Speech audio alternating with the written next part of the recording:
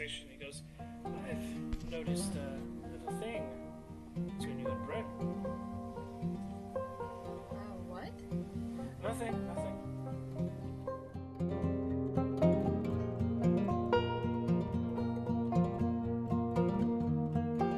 No matter what happens, I want you all to stay together, and I want you to do what you need to do to get out of here. Don't worry about me. Help as you can if you can. But mostly worry about yourselves, okay? I'm not leaving you alone. You can do this. If anything happens, I want to know that you will be okay. I'll be safe.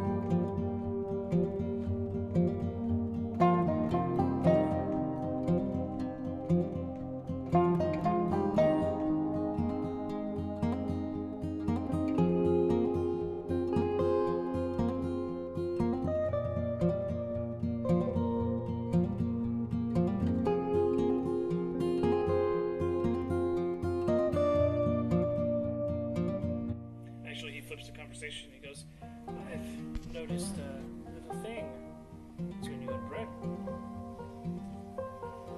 What? Nothing, nothing.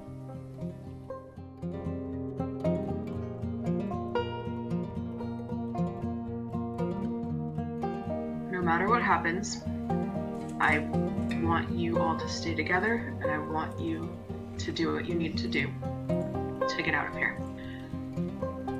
Don't worry about me. Help as you can if you can.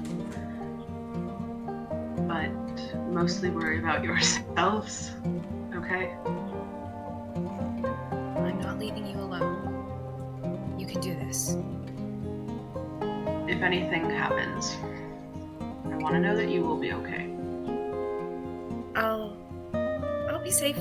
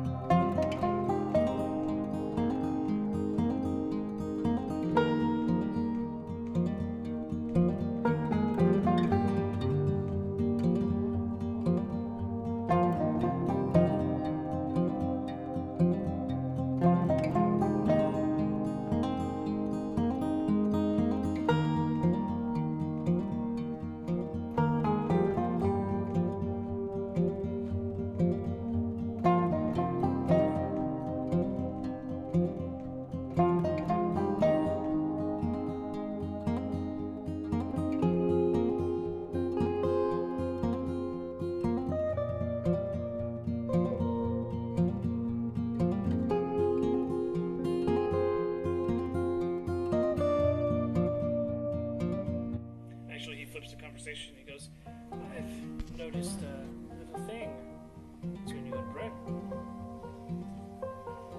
What? Nothing.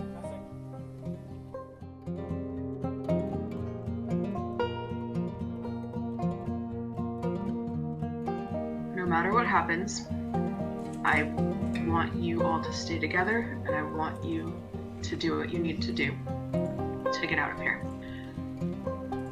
Don't worry about me. Help as you can if you can.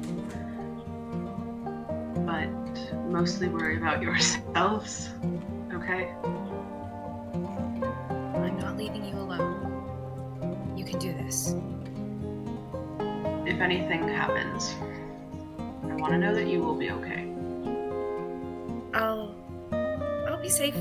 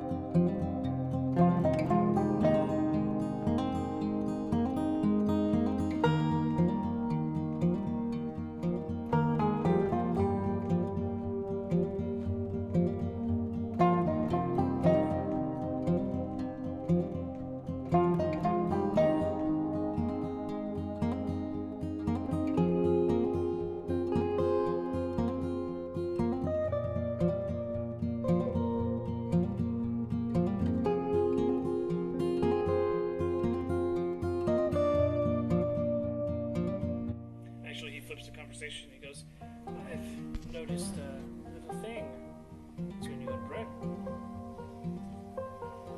What? Nothing.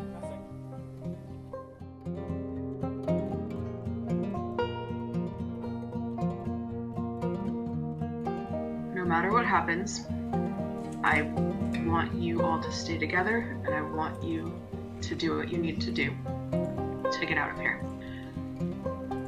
Don't worry about me. Help as you can if you can.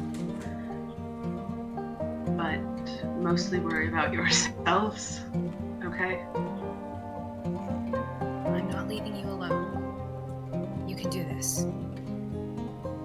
If anything happens, I want to know that you will be okay. I'll be safe.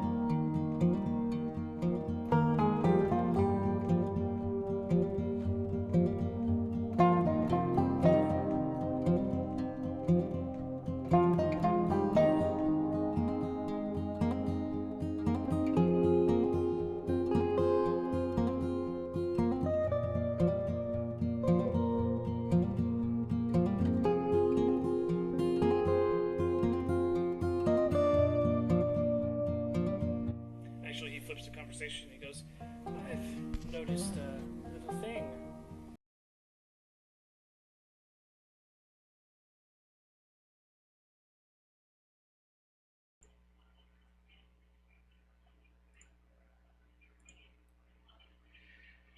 Everybody ready to get going?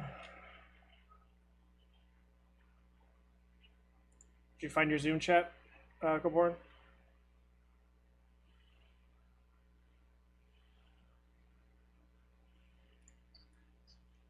It pops up on my TV now. Good to go. Alrighty then. I feel like it's time to recap last session. So, you guys had found yourselves into the dream plane. A blue and silver dragon cresting over the mountain and blurry wasteland kind of all around you. The dragon flew off towards the town that was on the horizon, and you guys followed suit. Closer you got to the town, the clearer objects and everything became. You guys found a gnome and a chasm, and shortly after, time skipped with those two, well, the gnome disappearing and the chasm being built around. And you also saw the city nearby grew bigger. So you guys made your way into the town, dealt with some of the individuals in there, but also dealt with more time jumps. Ultimately coming to a giant dragon battle where, understandably, you didn't know what to do. But with some, best way to say it, some fuckery of magic that happened during that process, you guys got passed through another time jump and into some sort of time after the dragon battle. During this time, Kaporon was able to buy some magical chalk, and Racha started prodding one of these subconscious shop owners to possibly awaken and connect with the dreamer to get them to awake and spit you all out. This had the opposite effect, sending you guys through another time jump into where it looks like the city laid down into ruin and the sand overtook it in time. You guys found yourselves in the desert, but you, Nori, noticed that this is a familiar place, being in the Avibian Plains. You all set yourselves up for a long rest. The dome was cast, Racha taking his post, and as night came, Racha noticed something just as he was starting to fall asleep. Movement in the shadows of the different dunes around, as well as a small troop of Kenku making their way between the two dunes. Noticing the werewolves that were lurking in the shadows ended up going in for a pincer attack against this Kenku group, laying waste to many, this springing Racha and the rest of the group into action to thwart the werewolves' assault, and were getting pretty successful at it. But once the werewolves got to a point where they were losing this battle, they seemed to call out to something else and started retreating. Shortly thereafter, 3 wyverns made their way over the top of the group, laying fiery waste to most of the Kenkus almost immediately, and even impacting a few of your group. You guys then battled with these wyverns. Ended up felling one. And when the felling of the first wyvern happened, the rest disintegrated away. This then confirmed some suspicions from some people in the party that you were still in the dream plane, as a dreamweaver was standing on one of the dunes. He spoke with you and told you that you guys basically fucked up. And now the dreamer is set about trying to attack. The dreamweaver couldn't intercede in any point and was only able to talk to you for that short amount of time, as the dreamer was retreated back, but was still nearby, giving you that key bit of information. This sent a couple in the party into different investigative methods, with ultimately Kaporan leading to walk out towards the sand, casting shatter beneath the sand, and frightening yet again the dreamer.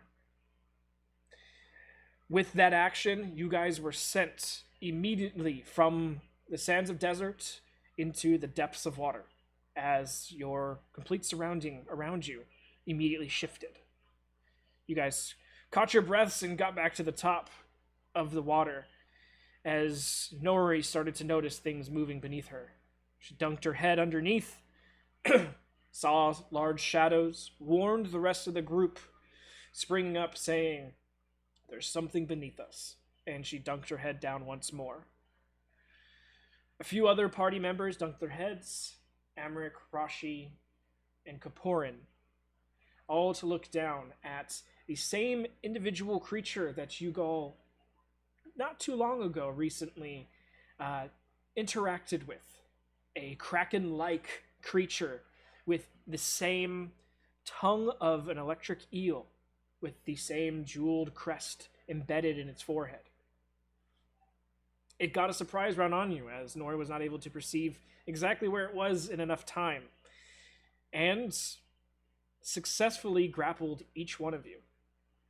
It only has 6 tentacles, so literally got all of you guys at the same time. So you guys all start this initiative, grappled and restrained, but I need everyone to roll initiative.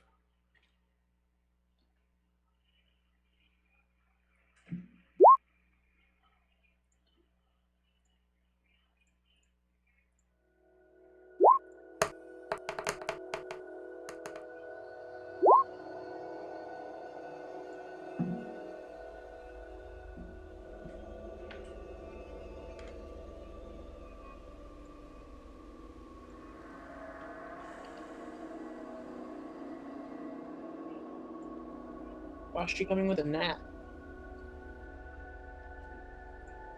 See, sometimes when I roll natural 20s, it's for a good thing. Just sometimes. On occasions when someone's not here.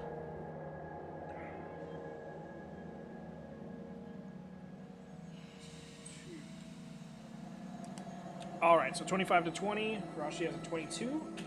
Bryn has a 21.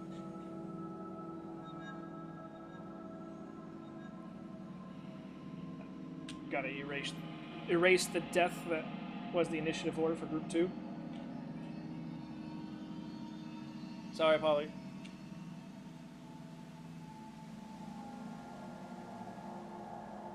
$19 to 15.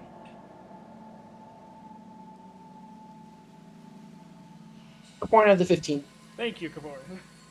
Sorry. Moving around. 14 to 10. Rataz 12.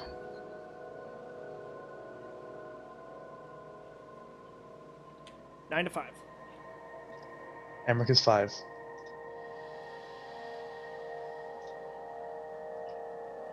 Oh, Nori has 6.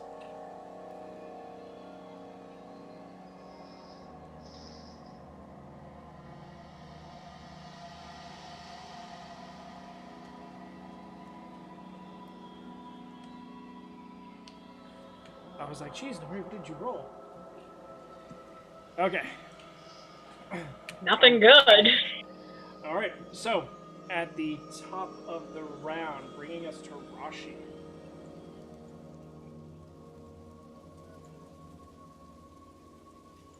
I don't like water. I don't like water.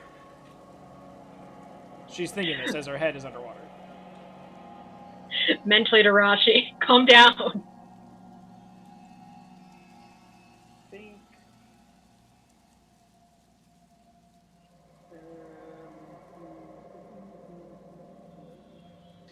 Is Nori currently Hermione in the death plant or whatever in the first Harry Potter? You've got to relax. You use up more oxygen when you're freaking out underwater. Calm thoughts. Think of yourself back home. Trying to find what possibly she has that's not some. Oh. Nope. Nope. Nope. She gotta save one of those. Can't she just break the grapple?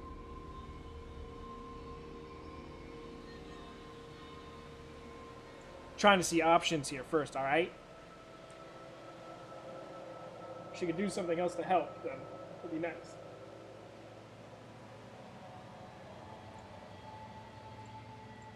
Okay.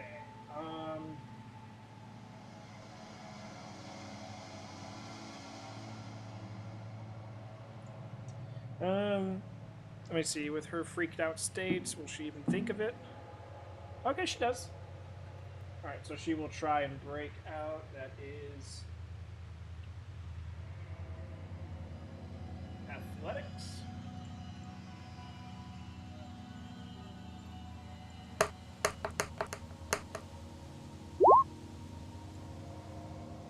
She barely breaks out, so she is free.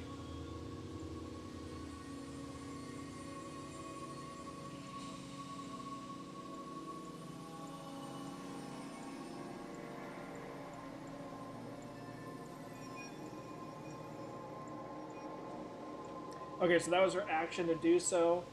And she doesn't have a bonus action attack, so I think she has spiritual weapon prepared. She used it last Oh, battle. there it is. There it is. Yeah, I found it. Yeah, I just found it.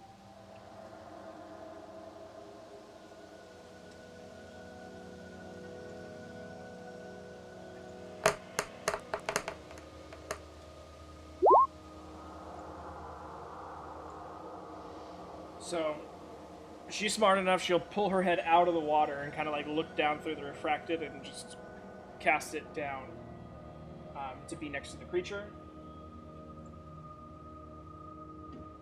Fortunately, it does not make it near the armor, but at least it is summoned and there, and she doesn't need to use vocal to make an attack. Okay, after Rashi, we've got Bryn. Horn, you're on deck. Could we say that moving into the water, she would have prepared her fire sword or no? No, okay.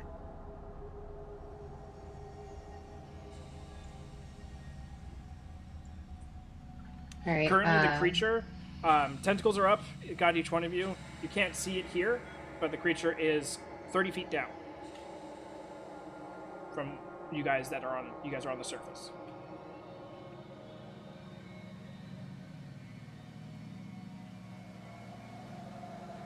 It's always hard doing a 3D on a 2D.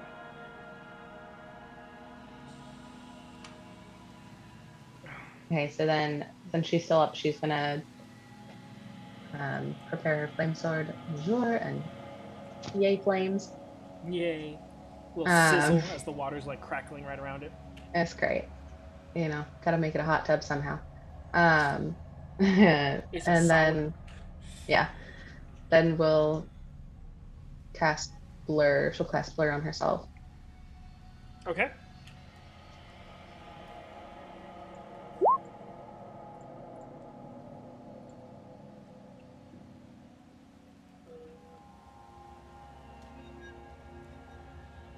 Okay, cool. So you are blurred, and sword is activated. Blue dots means concentration. Okay, after Bryn, we got Kaporin. Rashaw, you're on deck.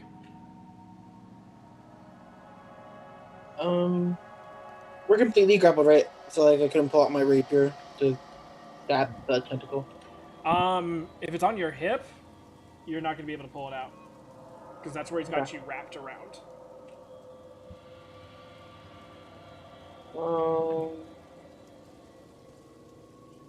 You could try, but it's going to be an athletics check to try and pull it out, like through the tentacle. Would it be athletics to try to escape the tentacle as well? Yes. I guess we'll just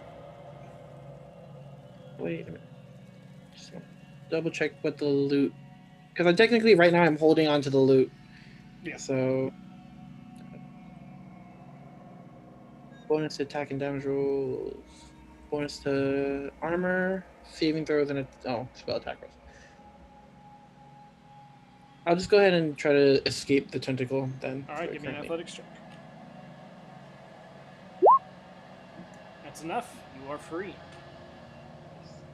I guess I'll take my movement to surface for a breath. Okay. If I Going 5 feet up, catching your breath. um, besides that, I will. What is it? Bonus action dodge if I can. Hold No, you need dodge. your action to be able to Oh, just dodge. action to do that. Okay. Then I'll just hold my bonus. I'll just. Yeah. One's good for now. Good enough for We'll now? have this. Gotcha. Alright, that brings us to Rachel. I imagine. Oh, I guess since I got swaddled, I put my weapons away, huh?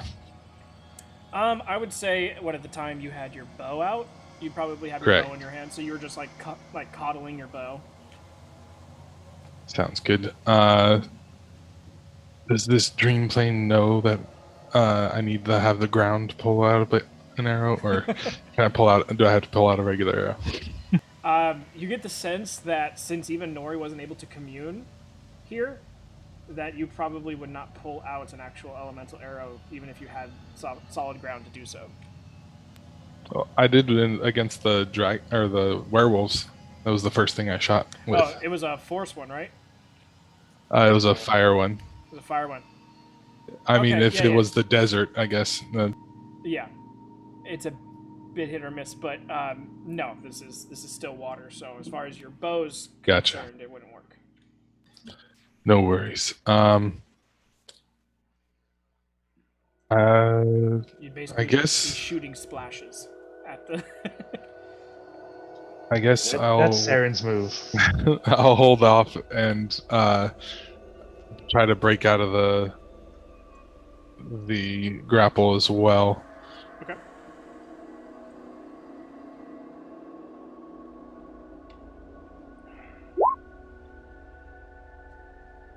Nope, you are still stuck in the grapple.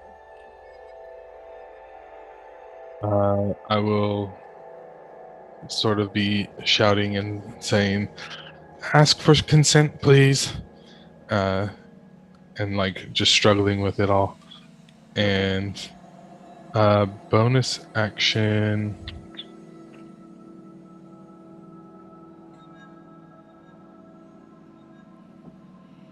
I guess bonus action hide in his own tentacles. At the end of your turn, I need you to make a wisdom saving throw.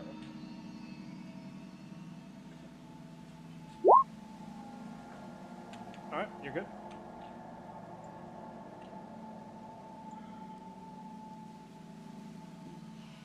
Okay, so that ends your turn?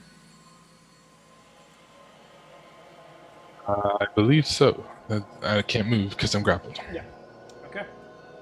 After Richaw comes the Morgoth.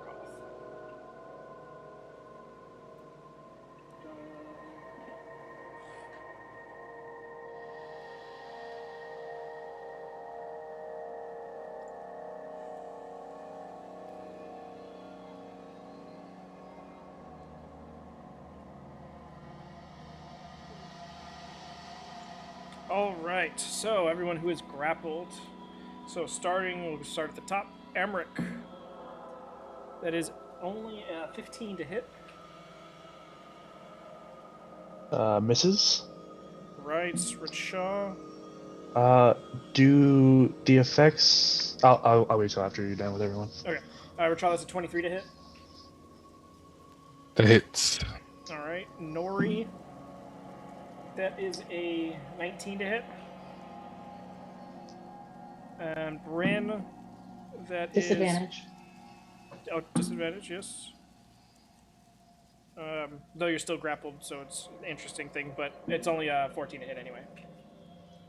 All right, cool. Okay, so Richaw and Nori, that is...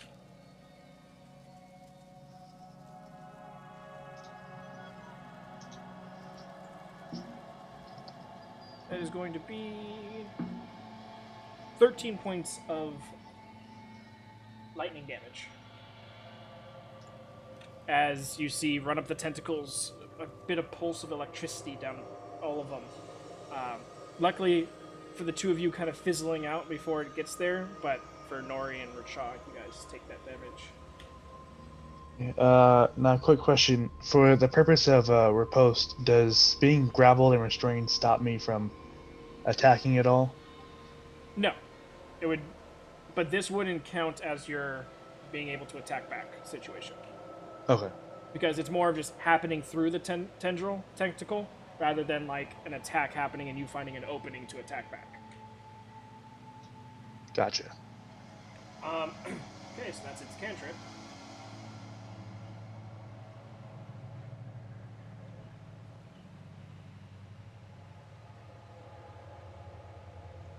All right, so I need to get my ruler out.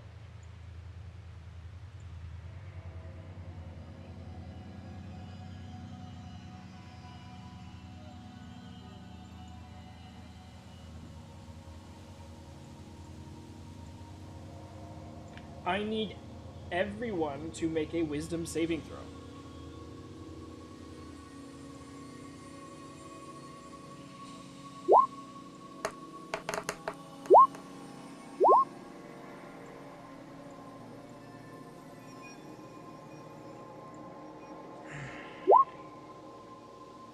All right, so good rolls. Bryn, Rashi, and Amric. You guys are charmed for the next minute. As the Morkoth kind of looks up and just almost like a distortion in the water seems to emanate from its eyes as it creates a 30-foot cone out. And luckily, you guys are all perfectly just far enough from each other. So, while charmed, you're each one that failed. You try to get as close to the Morkoth as possible, using its actions to dash until you are within 5 feet of the Morkoth. At the end of your turns, you can repeat the saving throw. All of you that saved, you guys are protected from this hypnosis for 24 hours. Rashi's a half-elf. She gets advantage against charm. Yes, she does.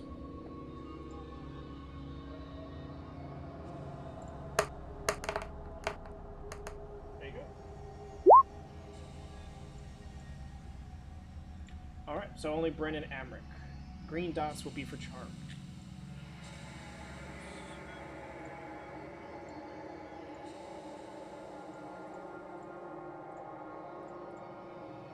So he's just a big old squid friend.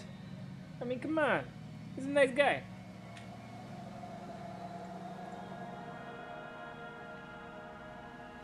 Right.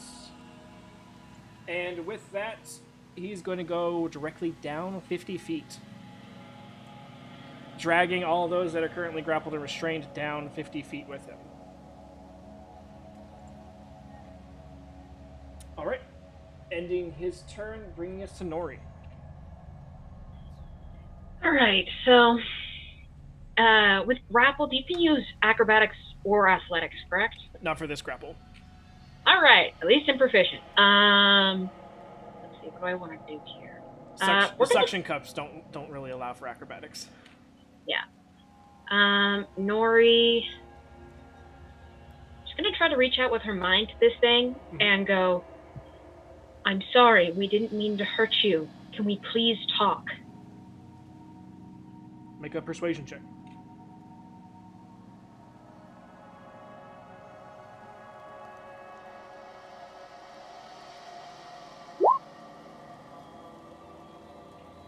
Okay. Reaching out to the Morkoth, though you guys have talked to the other one that you originally met telepathically, you don't seem to be getting any telepathy back from this creature. All you get back, Nori, is almost just like blind rage, as if like a red filter is over their eyes, and all that they've been created for is death and destruction. You get a sense that the Dreamer is not possessing this creature. I would like to say that is the best charisma roll I have made. And that was enough to let you know that the Dreamer's not there. Can I really quickly, mentally, to everyone go, the Dreamer's not there? Or at No. least the people who don't look charmed? Nope.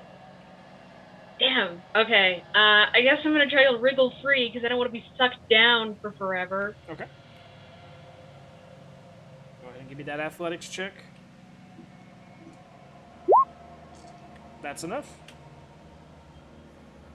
I use the rest of my speed to swim up 15 feet. Okay. So you currently, you're currently at 35. Actually, because you were 5 feet and then 50, 55, 15. So you're at 40 feet. Okay, I'm at 40 feet. Got it. And end your turn? Not a whole lot I can do right now. All right. That brings us to Emmerich. Well, I guess I swim down. And you 30 take feet. your Action to dash, 15 yeah. and then dash. And then you're just all snuggled up still with the tentacle around you, but now you're just like, okay, you're my squishy. And, yep. Now you're just right next to the nice little mouth of... Well, the save at the end of my turn is 17. Still charmed. Mentally to Amric, what are you doing? Fishy, fishy, fishy, fishy, fishy. Alright, so that ends Amric's turn, bringing us back up to Rashi. Creature is now... She's at the top. So the creature is 80 feet down now from her.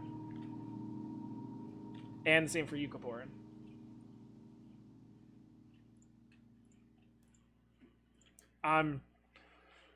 Spiritual weapons just chilling there in the 30-foot zone, so she's going to send it down 20 feet to 50.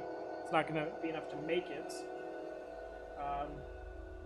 She's going to move down 15 feet, take her big breath, and then head down. She's getting ready to heal. That's pretty much what's happening here. Actually, yeah, before she goes down, she's going to shoot off Guiding Bolt.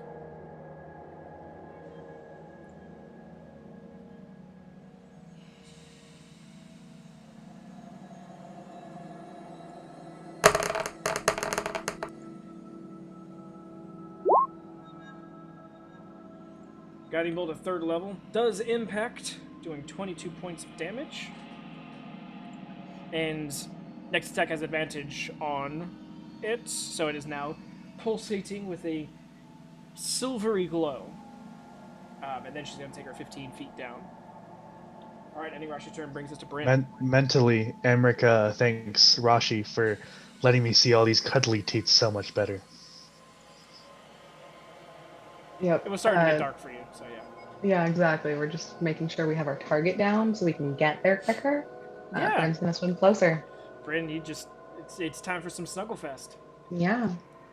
But at the end of your turn, you can make another wisdom save.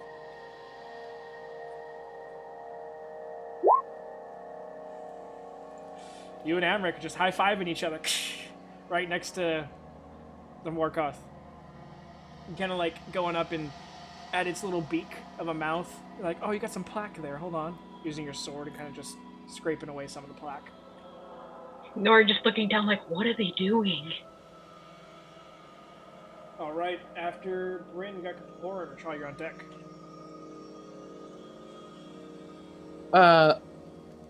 How far... Wait. Bryn and Emric are both hugging up against the Morkoth, Yep. right? 5 feet, yep. So they're a total of 80 feet away from me now? Correct. They would be 75. 75? Okay. With a deep breath, then Kaporin's going to 80. I can only move within 50. I can move 15 feet down, right? Because this is heavy terrain. Yeah, it's half your movement. Or, yeah. Difficult terrain for you. Okay.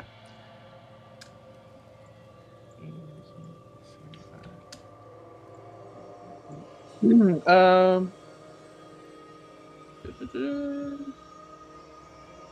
Kaporin can't really do much at that range. He's just gonna take a deep breath and begin swimming down towards them. Okay, so movement and action to dash? Yes. Okay, so you move 30 feet down.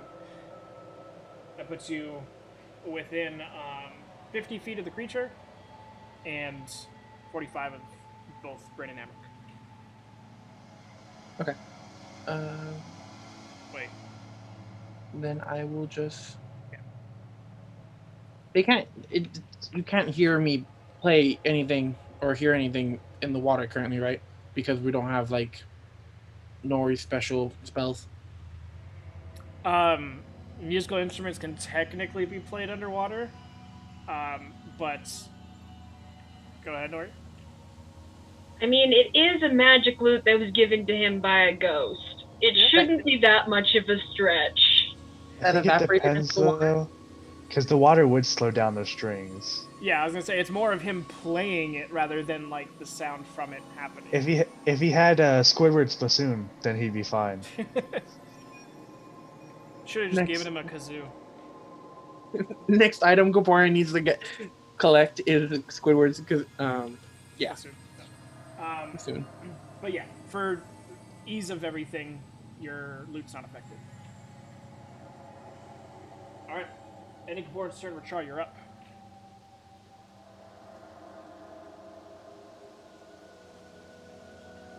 Not wanting to let Rashi's advantage go to waste and thinking to himself, I said, please, but not actually saying it out loud, will shoot fire at this thing. Go for it.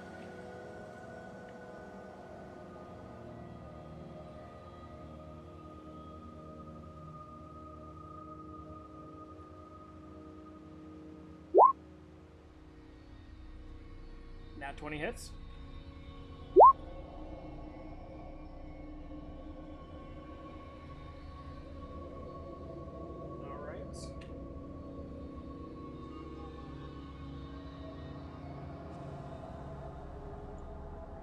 Weird amount of numbers to figure out. Total say 49. Gotcha. Lord. All right. You charmed guys. Your friend just took a big old hit. Okay. And then I will. Can I? Short bow is technically one-handed, right? Yeah, technically. Can I elbow drop one arm, unarmed strike the tentacle that's attached to me? Sure. I'll do it. Just knife hand chop at the tentacle. Yeah, just let me go.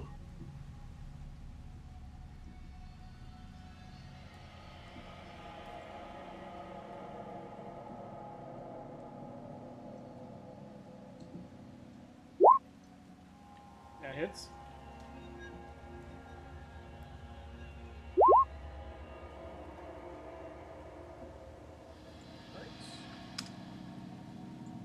All right, that ends your turn. So Yep. much damage.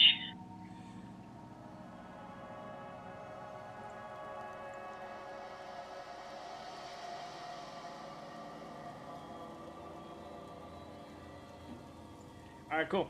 So, bringing us to Warkoth's turn.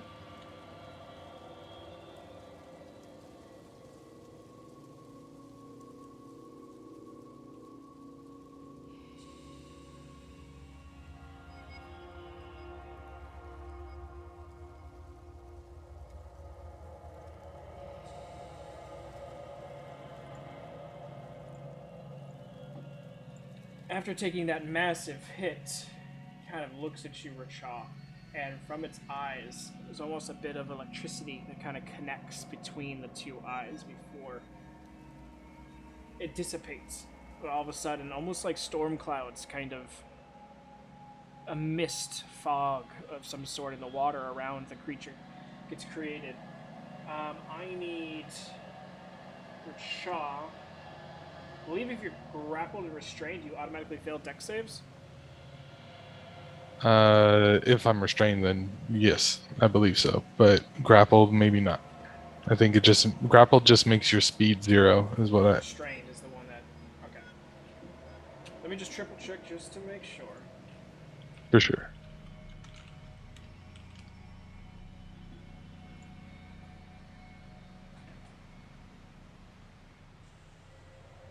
Has disadvantage on dex saving throws. You also have. Oh no, sorry, that's the wrong thing I was reading. Okay, attack rolls have advantage against you. Should have known that for the last time. But yeah, you have disadvantage on saving throws. The grappled is. Your speed becomes 0, and you don't get any bonus to speed. Okay, yeah, so go ahead and give me a dex saving throw with disadvantage.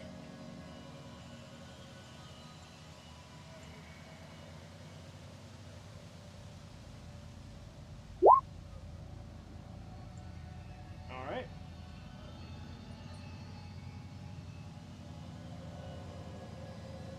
And then after that, I need Nori to make a dex save as well, Amric to make a dex save, and Bryn to make a dex save.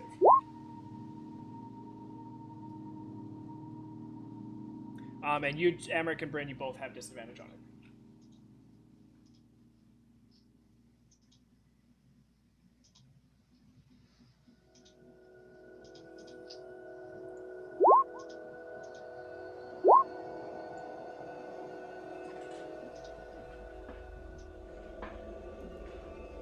All right, so you see as chain lightning goes from Racha to Amric to Bryn and then up to Nori as it crackles through the water. Those that failed, you take 40 points of lightning damage. Those that succeeded, you take half. Racha, And then does Racha take nothing? Racha is just like, ow. Takes no damage. Shocked itself. It was like static shock basically for him. He's just like, ow, what was that? Can I use my reaction to Stone's endurance? Yeah. Then I will do so. And since the Morkoth attacked them, don't they get to make the save again? Yeah.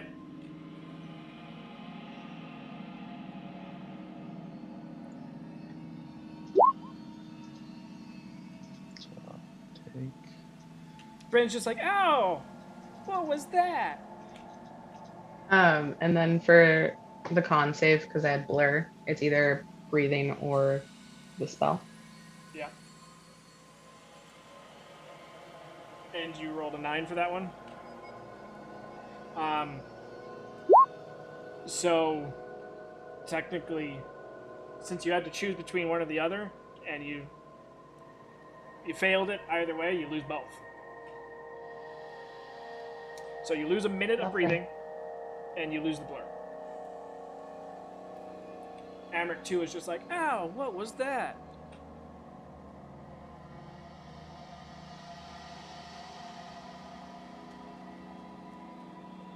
Okay. That was its main attack. Now...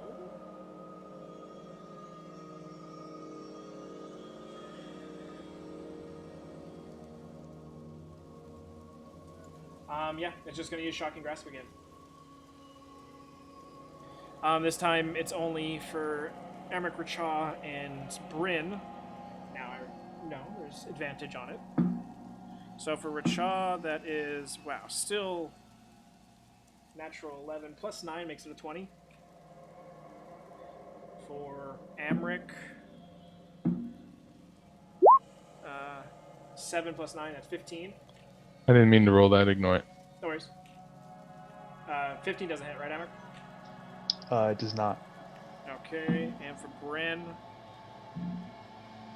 that is a 20.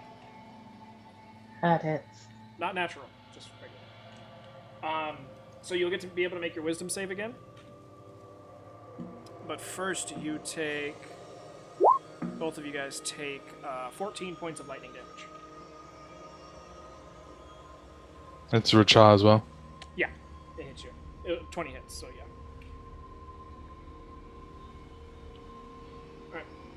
but you do save from the wisdom, so you are no longer charmed.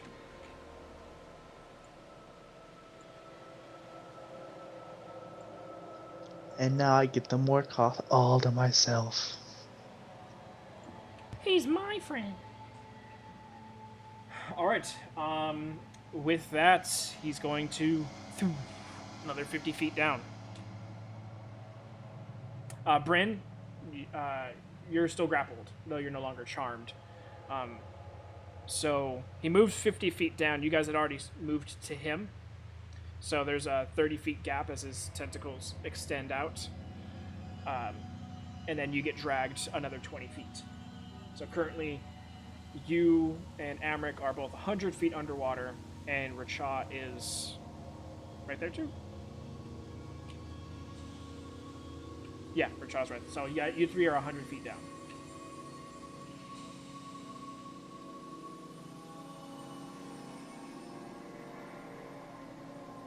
So, after the Morkoth's turn, Nori, you're up. Amric, your wisdom save is on deck. I was going to try to save this, but they're 100 feet down. I'm going to wild shape into a giant octopus. Okay. Swim my movement 60 feet, and then get to a place where I'm a little bit away from... So Koparin and Rashi both have line of sight, and then I'm going to use the little ability the octopus has to go another 60 feet down, but there's an ink cloud, which is why I wanted to make sure it was out of line of sight. Gotcha. So she's going to go down and get all the way to the Morkoth and just be like, all right, I'm here. Please attack me and not my friends. Okay, so are you going right up against it? Yeah, I guess so. Okay. All right. So, using your bonus movement dash to get down, you are now face to face with the Morkoth. Octopus face to other type of octopus face. I know all it feels is rage, but Nori's just mentally going to be like, please drop them. All right. Yeah, you know that this one isn't the dreamer, so it's not responding. So no persuasion check needed.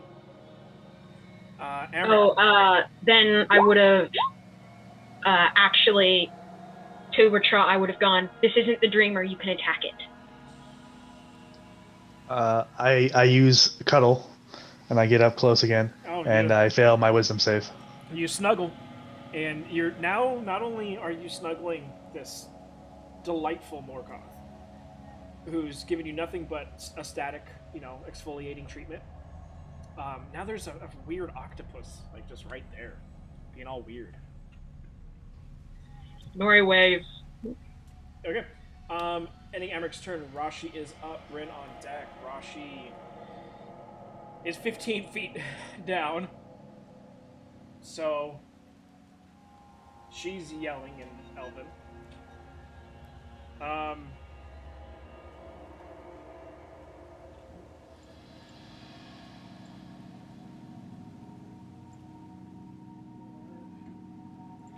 Heal word 60 feet.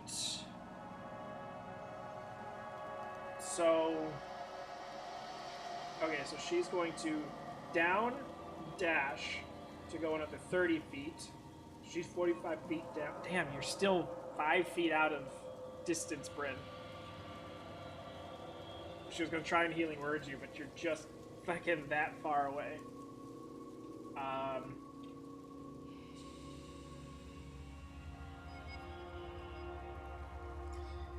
She's just going to move her spiritual weapon down another 15 feet and then kind of like look back at Kaporan and point down towards like the ink cloud, kind of giving a direction of where everyone went. She's got another guiding bolt, but that's about it. But she's not going to pop that right now. Okay. Ending Rashi's turn. Oh, Brent. because I forgot. Fuck you, Richaw, for taking away my glowing squid. Oh. It was so pretty when it was glowing. It started glowing immediately and shocked you. It's a love bite. All right. Ending Rashi's turn. Bryn, you're up. Kaporin, you are on deck.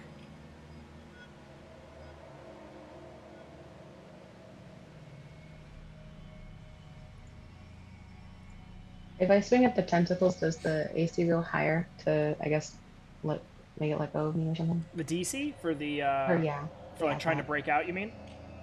Yeah, if I'm attacking the tentacles in front of me instead that are grabbing on me, I guess. If you do enough damage, the tentacle will let go. Okay.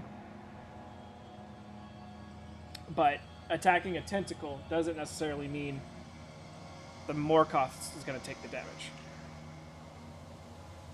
Yeah, we're just gonna go for the beastie. Sorry. Any melee Sorry attacks there, do Emma. have disadvantage. Because Mine you're do? in. Melee attacks have disadvantage because you're underwater. Gotcha. Okay. And all ranged weapons can only go their minimum distance. But I've been up close, so I'm just, yeah, we're gonna swing for him. So Yeah, go for it. Swing, swing, swing.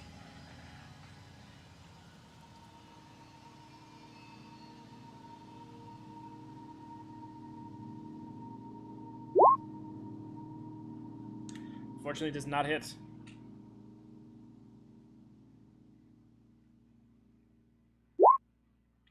That does. 16 points of damage.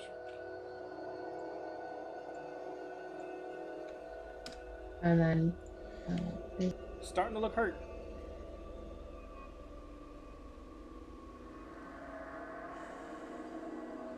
And now that you guys are starting to get further and further down, you're starting to see the seabed floor come up into view. Still very refracted from the water, and you're just seeing like overall shapes. You're not seeing really anything. Best you can see is like some seaweed, but that's about it. I was just checking. I don't think it's verbal or anything, so I'm gonna bonus action second wind. Yeah, I'll allow it. Usually it's kind of like a Yeah. wind, so it's usually like a taking a breath in. I know. But in this case, probably gotta hold that breath in and just be like, Do it. You got this. all right. Actually, I misunderstood. I ended up putting the damage to the Morkoth. You are no longer grappled. You cleave the tentacle. So it's not looking hurt? I mean, it's still looking hurt, but not looking as 16 points of hurt as it just was. Yeah. You guys, I mean, especially where Chaw's hit, have sent some serious damage down to it.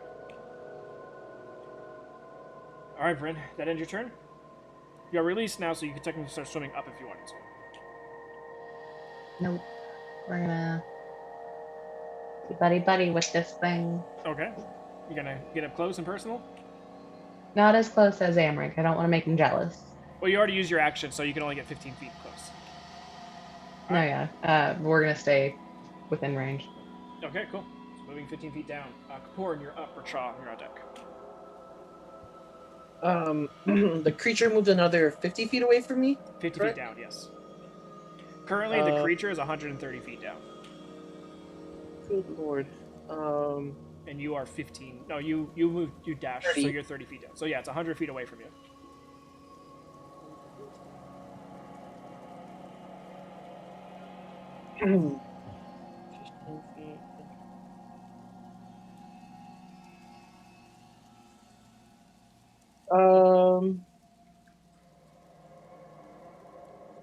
He will dash action again because he's out of range. Roger that. So moving 15 feet and then another 15 feet of dash, getting down to it. So we're now 70 feet away from the creature. As far as your compatriots go, the Racha would be the furthest extended, so you're 40 feet from Racha. 40 feet from Racha. Yeah, and you're just a little bit past Rashi. Would Mantle of Inspiration work in this case? It wouldn't work for Racha because he's grappled and restrained. But Could it still give me temp points? it'd still give the temp hit points, and it would still give the movement to at least Rashi, but that's it. Since Bryn just moved out of your range, since she went Okay. 15 feet closer. I will do that then. I'll use Mantle of Inspiration. At least give Racha and Rashi health, and bring Rashi closer to the battle. Okay, so 8 temp hit points for you, Racha, and for Rashi, and Rashi's going to move another 15 feet, so now she's even with you.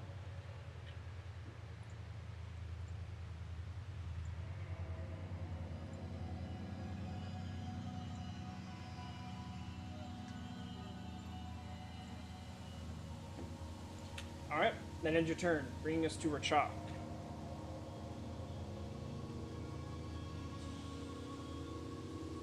And if Nora, if you ever reach out mentally to Rashi, all you're just going to hear is, I hate the water! Which is why I've said nothing. Is Bryn giving me a person for sneak attack or no? No, she's not close enough. Is it Amric, Nope, though he's Amric cuddling is- him? Amric is canoodling right now. Is Octonori close enough? Actually, Nori is close enough. Oh, wonderful. Because you said you went right up next to him, so Nori would be the one to give you the sneak attack. Excellent, but I still have disadvantage on the shot, so I wouldn't still get it. Can I make my unarmed attacks before to try and make the tentacle release me? I mean, even if you had disadvantage on the attack, if you hit him, since she's there, you get your sneak attack damage. You don't need to have advantage on the attack. But I need to not have disadvantage, I believe is how sneak attack reads. You would have advantage because of me, but then you'd have disadvantage because of the thing, canceling everything out to neutral. Well, he doesn't get advantage just because you're near it. It just, usually having a ally next to it allows you to sneak attack without having advantage. I'm thinking of flanking, sorry. Yeah, damage one creature hit. You don't need an enemy attack roll for other enemy targets. Oh, okay, yeah, it does say, and if you don't have disadvantage on the attack roll. Okay. Well, if I can't get the release normally, I would then. I'll just punch it until it'll let me go. Yeah, you can do your bonus action on arm strike first if you want.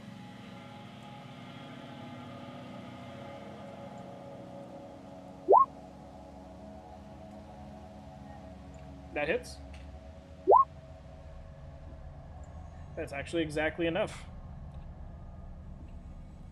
I was going to say, I think that's exactly what Bryn did. In a single shot, of course, though. And then So I'll try. You kind of like hit a nerve, and you just see the tentacle just and kind of like pull off, and start to retract back to the Morkoth. And then I will take More my for me. non-disadvantage shot. Go for it.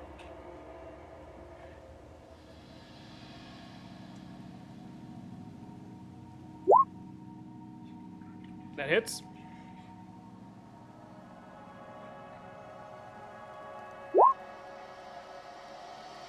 $26 points of damage.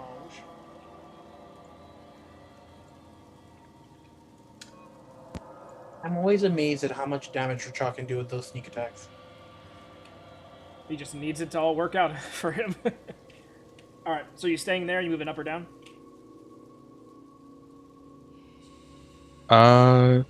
Yeah, I'm going down with it. Okay, so Or with my movement. 15 feet down. Correct. Roger that. After Racha brings us to the Morkoth, who just took another large hit from Racha. Not having fun. I was going to say, technically it's 20 feet, but it's not much of a difference.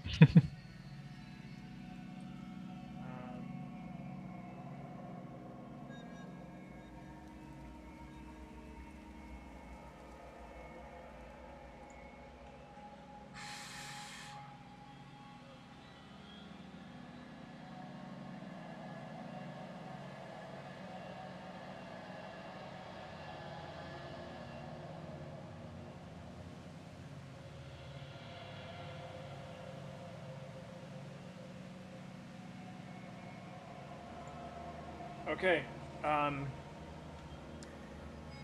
It's gonna point at you, Chaw. I need you to make a wisdom saving throw.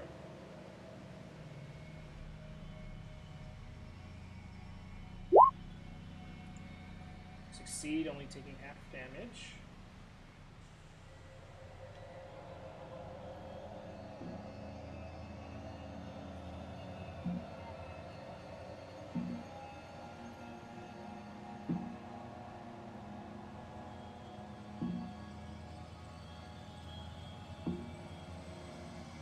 So you take 15 points of psychic damage.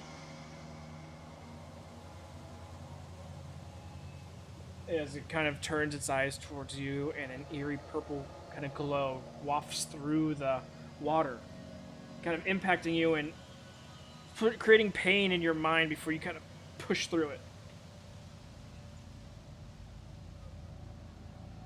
Right. Question: is his charm person concentration? Is hypnosis? No. Okay, never mind. Yeah. It's more of an innate effect rather than it being a charm spell.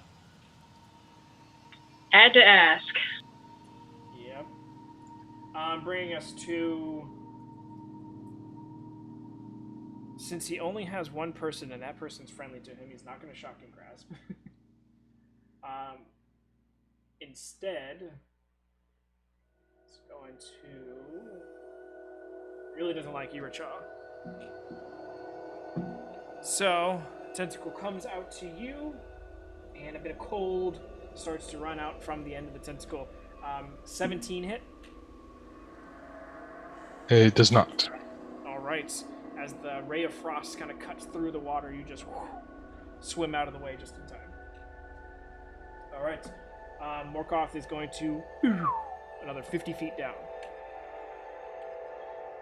bringing you down with it, Emmerich. This time you are next to it. Nora, you do get an opportunity attack.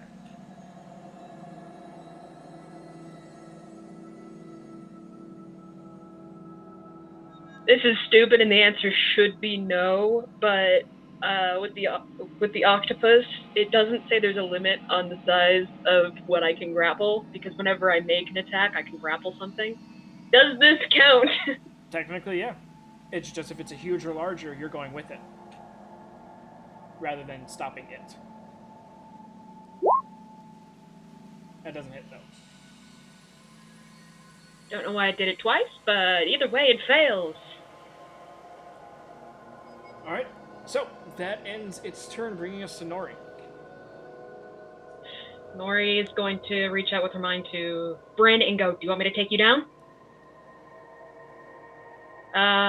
Since the giant octopus is classified as a large creature, I can carry another person, so I'm going to grab Bryn, swim my 60 feet down, and that gets me to the Morkoth, right? Yep. Let go of Bryn, and then smack this thing. 1 sec. As you guys now have gotten down to its lair, you guys start to see around you many different baubles and things that are tucked away against some rocks and in vegetation. Some things are on chains that are floating in the air all around you. I need, since you brought Bryn down, both of you to make dex saving throws. This is going great. I got invited in on the first date.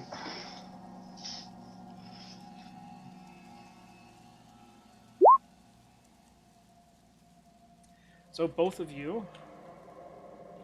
I don't know why it's rolling twice.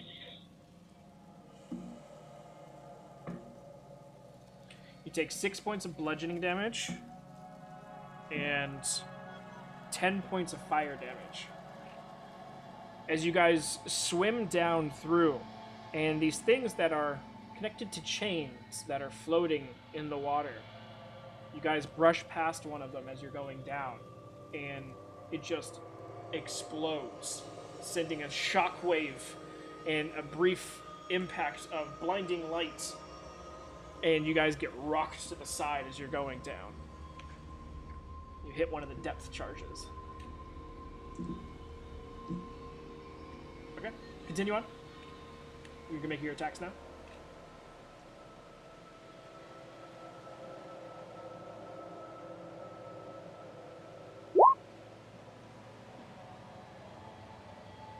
both miss. Why is it rolling twice? I think it might just be your button. Like it's registering a double click. Sometimes it's just D&D Beyond, it does it too. Yeah, but it misses, which is unfortunate. But I'm down here, and I'm going to try to, like, put myself in a place, like, let me take the hit. All right, ending Nori's turn. Amric, go ahead and give some cuddles, and then go ahead and give me a wisdom save. More cuddles. Just a cuddle monster. Actually, since you are already up close next to it, you've seen this octopus come down and attack your friend. So, you interpose yourself between the octopus and the Morkoth. So, you're currently buffering between the two. End of your turn, fail to save. Bringing us back to the top of the round. Rashi, Bryn, you're on deck. Rashi double moves down. All she can really do. So another 30 feet. And she's going to end her turn. Bryn, you're up.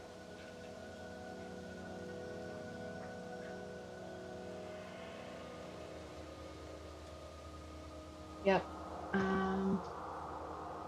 Yep. Alright. She will get in range of the lovely Morkoth thingy Okay. and swing at it since Emmerich is busy with Nori. Yep.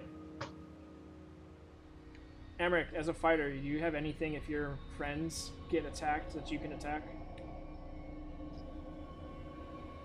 No, the only thing I have as a reaction is Stone's Endurance and the Riposte. So if they attack me with a melee attack, I Gotcha. can go after them, but... Okay. Just making sure. I know some of the traits fighters have can do attacks as reactions. Yeah, I think if I had Sentinel, I could do that, but... Okay, that does hit, Bryn. 22 points of damage.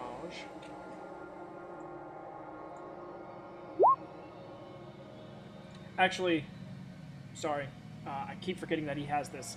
As you go to hit, a blue arcane shimmering energy, you impact that instead of actually impacting the shell of this creature. Uses shield. So the 22 doesn't hit either. That's very rude. Well, you guys are doing a lot of damage to it. It's got to protect itself. I forgot it had shield. Please forget again. Nope.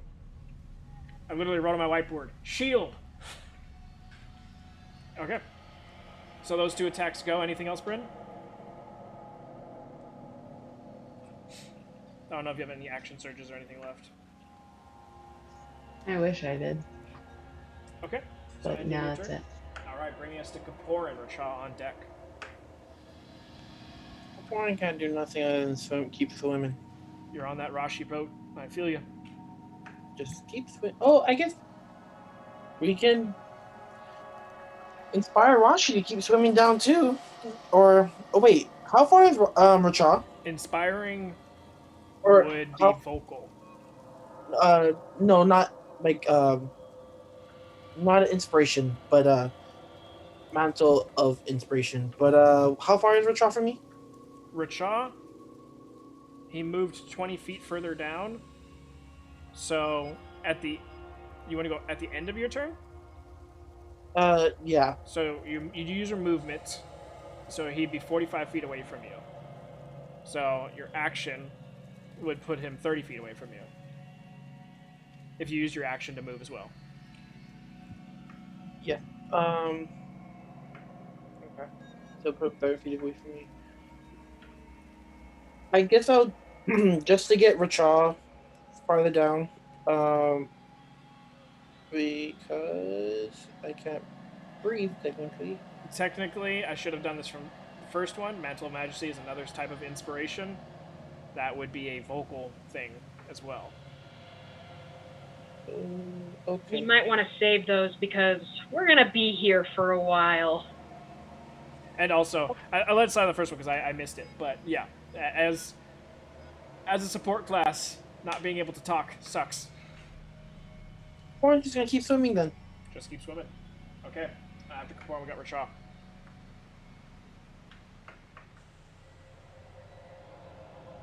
How far of a distance am I from it? From it, you moved 20 feet down closer to it, so you are now 60 feet away.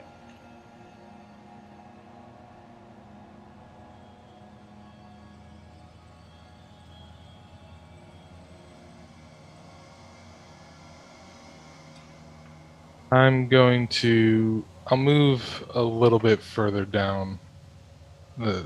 Let's go with, like, could I see where that explosion went off around that Bryn and Nori set off? Yep. Easy enough to see. I want to be like just on the outside of that, essentially, is where I'm hoping to be. Would it take only, or so I guess if I move my 20 feet, would I be close enough to that? They hit that when they got to further down, so you wouldn't even be able to make that. Because it's only within the 50 feet from the bottom of the floor. So you would still have another 10 feet to get to the depth charges. Gotcha. So I'll spend that movement then to get that 20 feet then and take my shot. Go for it.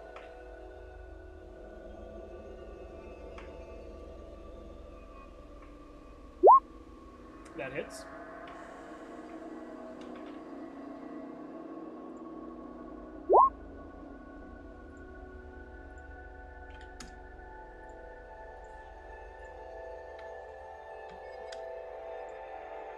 Alright, it's looking rough.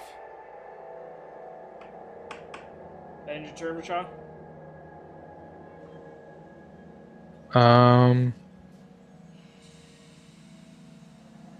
Yeah.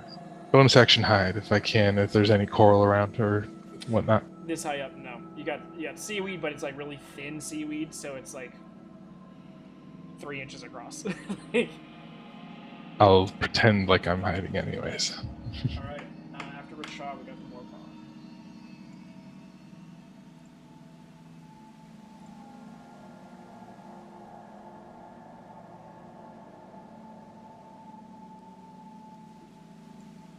Bryn, you have the Morkoth in front of you.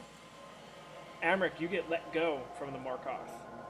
And then all of a sudden, a just flurry of water in front of you as the Morkoth is no longer in front of you and is 30 feet away. What a betrayal.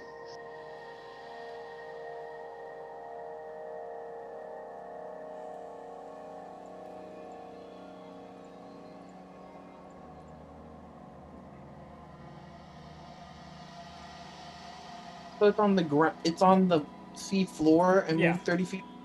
Yeah, it Misty stepped.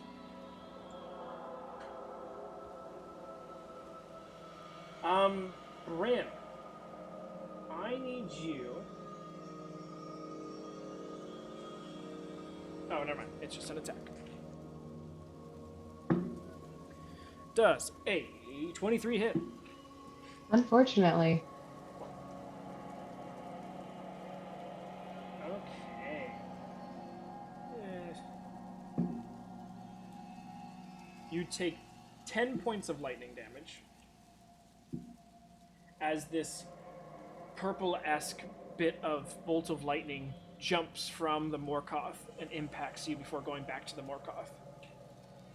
And Bryn is down. Okay. Bryn is down, so I can go ahead and actually... Does she start floating upwards? No, she hovers there. Okay. Well, then no reason to keep the Witch Bolt going. So we're gonna Ray of Frost the squid. Octopus. Bad thing. It is a very bad thing, considering my AC is 11. So a 22 hits? Yes, Val. Okay. Yes, it cool. does. I'm just making sure. Okay?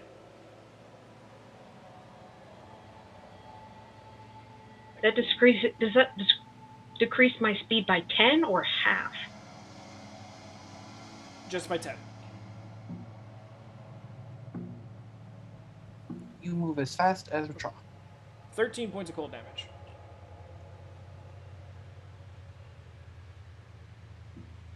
And that's it because it had to swap its movement for Misty Step.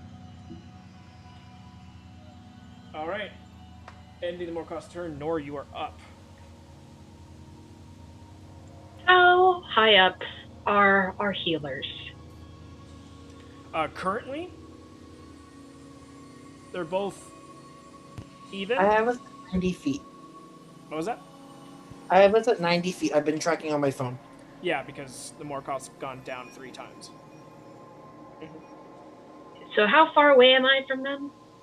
90 feet. So if I grab Bryn, I can drag them within healing word range? Yep. We're gonna do that! Amric, go ahead and make that opportunity attack. Do it. I dare you.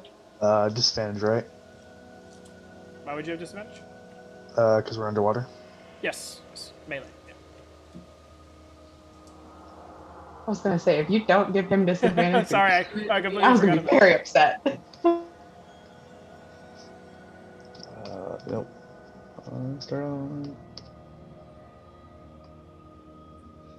I'm just excited to hit How something, okay? how do I get to use my extra abilities on this, or do I Yes. have to? Okay. Yeah. If anything, you'll want to. Okay. Does he get to?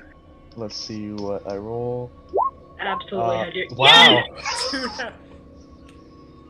Okay. Hold on. Well, I won't bother precision attacking then, Hold because on. it's not gonna help. This isn't a great thing, Is he about to hit Bryn? because he swings past the octopus and hits the only other thing around, which is Bryn.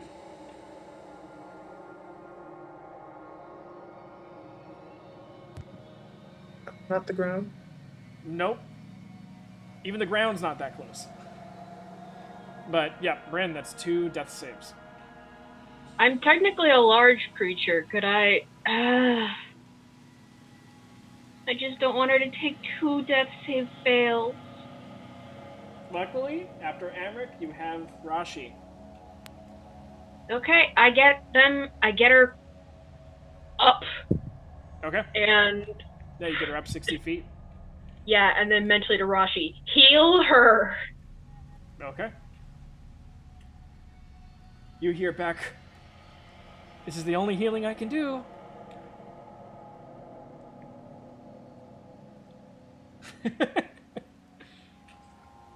Alright, so the attack goes out, hits Bryn, 2 death saves. Nori takes Bryn up to Rashi. Rashi's turn. Rashi is going to go ahead and use...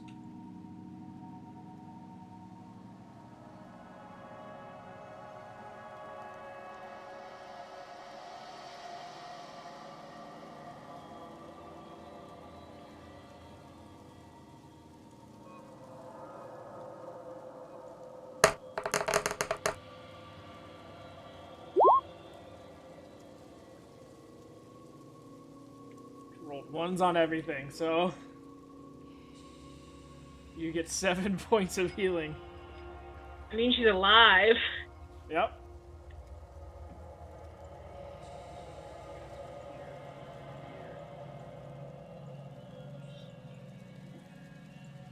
Alright, but now Rashi is done with breath, so she needs to start swimming up. As her bonus action, she'll move down the hammer a little bit more, but she uses her movement to go up. Will she be okay? She's probably going to take some damage. At least 2 turns worth. But that ends her turn. Bring us to Bryn. Born, you're up on deck. So, how does the... You lose your breathing breath thing. and you start suffocating. So I gotta go up. Yeah. Okay. Then we're going to move and dash up. Yeah. If you didn't get healed this turn, you would have immediately taken damage and failed your last death save. Okay, so with that, you take 3 points of damage.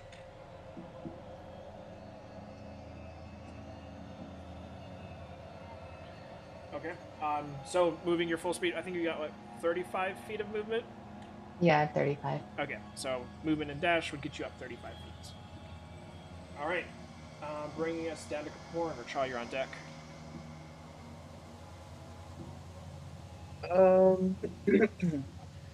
I will. How far is the Morkoth?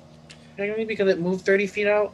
Yeah, since it moved down and off to the side, you're looking at probably like 110 feet or so. Gosh.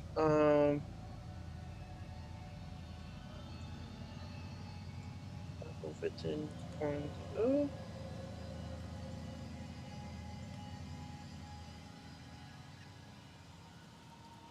Sorry. Distance from Bryn is going back up. So Bryn's literally, like, if you use your movement to go down, you guys are passing each other at this point in time. As she got up on her turn, she's, like, level with you, basically. Okay. I technically have 1 minute left of breathing, or 2 minute, minute and a half, something like that. Yeah. Which is a shit ton of turns. 15 turns or so. Yeah. Emmerich has 35 turns worth of snuggling left. As he'll take the full movement down. Okay. Bonus action healing word Bryn as he pulls up to her. Okay. Go ahead and roll it. Now you don't have any breath. Now you're out of breath. Oh really? It's a healing word, brother. I thought it gets rid of a minute, right? Or That's no, if you take it a nat 20 attack. If you Oh. use your breath to say a spell, you lose all your breath. Basically, you've got Oh. like one lungful worth of spell. I'm gonna get Bryn and Rashi to the surface. You keep doing whatever you want to do. You do you, boo boo. Okay. Kaporn will just keep getting closer to the creature then. So Okay, so you're heading down. After Kapoor, we got Rachop.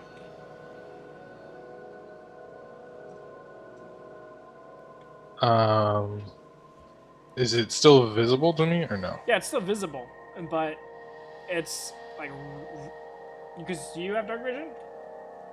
I don't, but I lit up my light back when we Yeah, started fighting the things, It's the currently werewolves. out of 60 feet of range, so you technically don't see it. But you at I least can saw the see- origination point of the ray of frost. I can see Amric though, right? Yes. I know he's not himself right now, but You saw him take a big old chunk out of Bryn.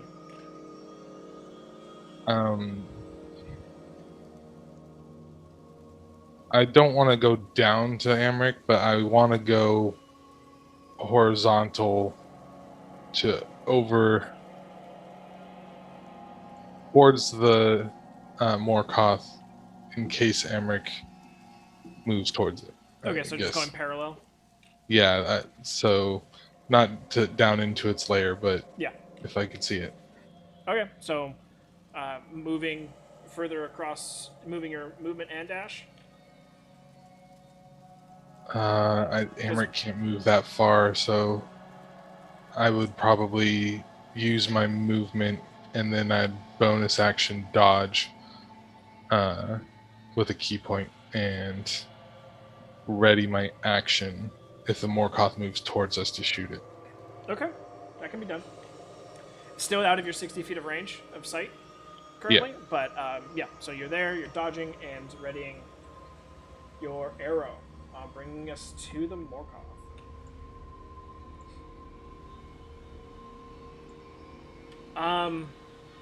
Okay, it's going to cripple.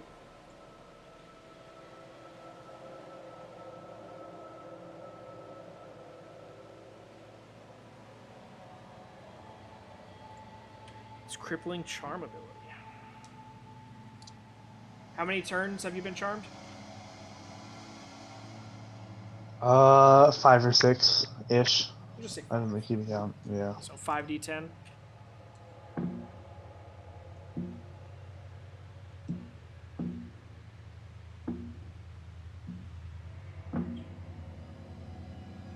Only 19 points of psychic damage. But you are no longer charmed. You only have one octopus friend now. And the Morkoth heals 19 points.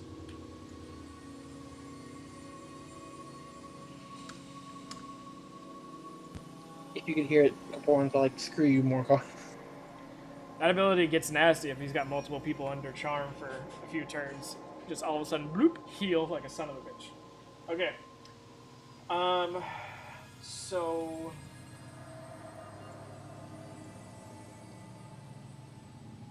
uses that, and then he's going to...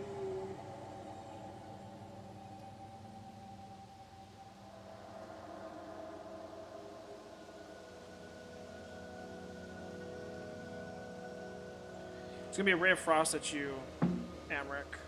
But that's only a 12 to hit. Okay.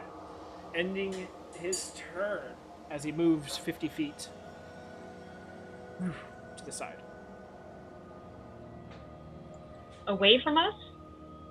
No one currently can see where he moved. End of his turn. Nori, you are up. Grab Bryn, grab Rashi, we're going up. Roger that. Carrying both What? will half your speed. They are not light creatures. If it was like Bryn and Rachaw, yeah, no problem. Rashi's also wearing heavier armor. Yeah. Well, Bryn's her priority and is at the lower HP. Nori will take Bryn up.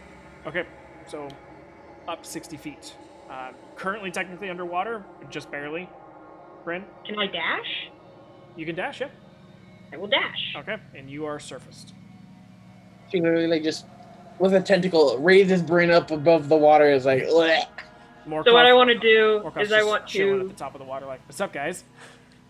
I grab Bryn, go up, dash, let go of Bryn, and then finish the rest of my dash going down towards Rashi. Okay, so you get another 45 feet down. All right. Bringing us to Amric, no longer charmed.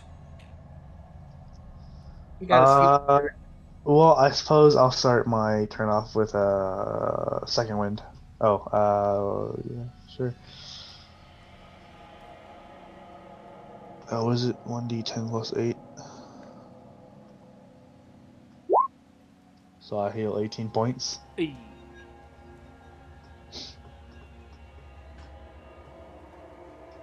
And then I'll just start swimming up as fast as possible because I can't see this thing, and I'm not going to try and chase it down. Yep. Roger that. So 30 feet upwards. Swim. All right, ending Amric's turn brings us to Rashi, and Rashi's just booking it up top. She's going to end up taking 9 points of damage. Ending Rashi's turn, Bryn, you're up. Bryn's gonna breathe. And then after she catches her breath for a moment, she's just gonna kind of yell out to the void, all of it, because she's assuming whoever's dream this is listening into them. Please stop this. We're not here to hurt you. We want to talk. Please let us talk. Hoping that they'll respond or something. Make a persuasion check. I'm great at those. Yeah, of course. You're looking pussy. No. So, Bryn, you kind of... Please, can we... As, like, a wave kind of crashes over your face. Well, fuck. It wasn't a 1. The dream's also like, shh, quiet. Somewhere in the stars you hear Alright. That ending your turn, Bryn? Just chilling up there? Okay. Yeah, for a moment. Kaporin, you are up with Jaw on deck. So I'm currently 60 feet away from the ground. What did I say you were from the Morkov?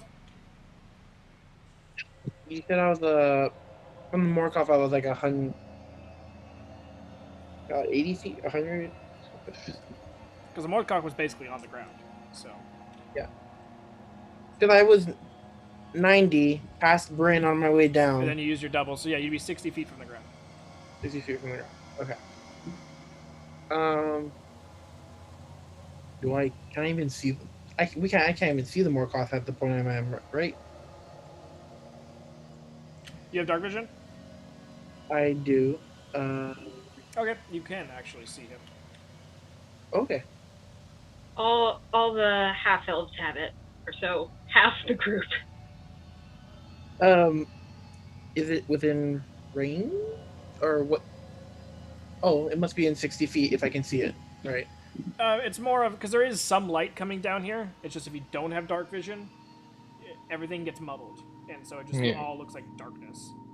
Yeah, technically, dark vision lets you just see 60 feet beyond whatever the light is. It's like so. Yeah, and think of it like you have 20/20 dark vision in 60 feet. Past that, shit gets blurry, but you can still see stuff. So currently, as you're swimming down, you see the Morkov kind of shift between some of the foliage and different things that are set up on the floor here. Currently, he's about if you use your 15 feet of movement to go directly towards him, you'll be 65 feet away.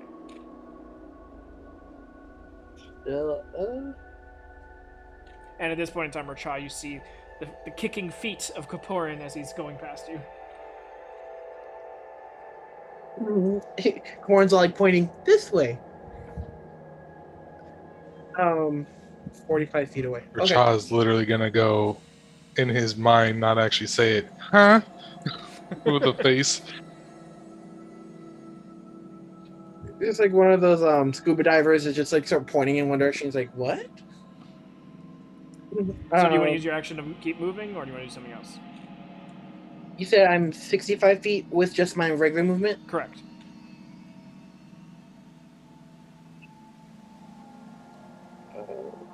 Kaporin misses his 200-foot Eldritch Blast. I really do. I honestly miss it so much.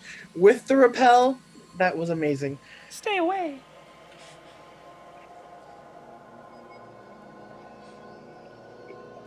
Old Kaporin just chilling on a lounge chair in the back of the battle. Just like, pew, pew, pew, pew. You guys are doing great. So either action to dash or a spell or something. Yeah. No, I can't really do anything at the moment. I'm just well, actually, I will switch out to my bow. Okay. So put the loot away and bringing out the bow. All right. Ending Kaporin's turn, Racha, you are up, and you do see Kaporin pointing in a direction. Is Emmerich rising towards us? Emmerich's rising straight up. He's not going technically directly towards you. Gotcha. I will move towards Emmerich then, seeing that he has regained his faculties, and start trying to triple move him up faster. Okay. So you grab him and trying. So if he moved up on his turn, he's like 10 feet south of me, and then would be my movement, so 20 feet east of me or whatever. So I would take my action to get to him, basically, or my move to get to him, I'd and say then you action. You get to him, and you're assisting him in his movement, so it doesn't make it difficult terrain when he moves. Gotcha. Because you're not a very big creature, and he is a very big creature. So I got my glowing arms going. I was just dragging him up with my... Just snap him by the head and just drag him behind you like a child. But yeah, it's more of just the drag that he creates is a bit of a bitch. Coming from Sounds good. Navy and lifeguard, I know bigger persons are harder to fucking deal with when you're trying to swim. I don't doubt it.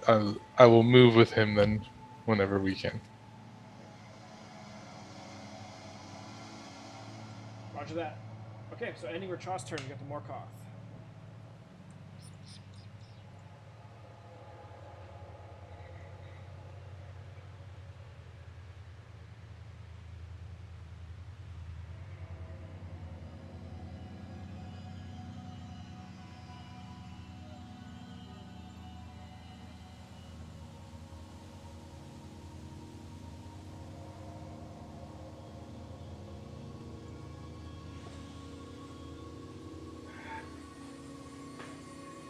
I don't like that. So, I don't like that. as everything is going on, people are trying to rise back to the surface. This creature that's put here, created for a specific purpose, now sees most of its quarry running away. Fight or flight kicks in, but it being a construction, it's really only one choice it can make. So, Bryn, as you're standing there trying to yell out to the cosmos, all of a sudden there's a giant impact behind you. As if something the size of a small boat all of a sudden just impacted the water.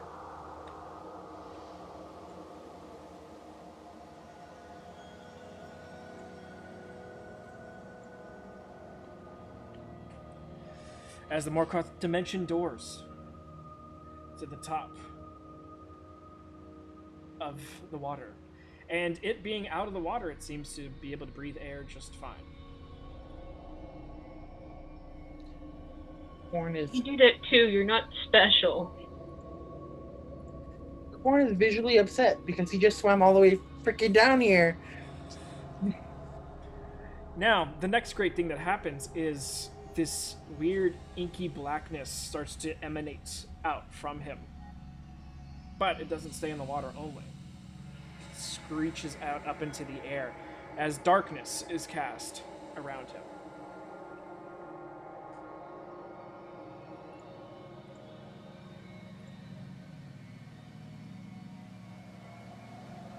"30-foot radius, right?"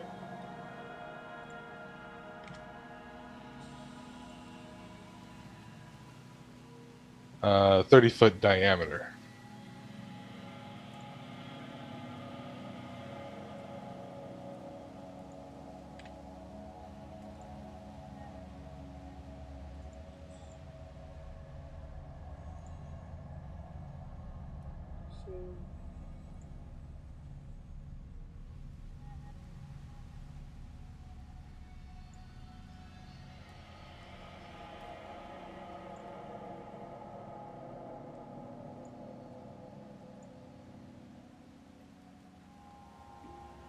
Can you all see that?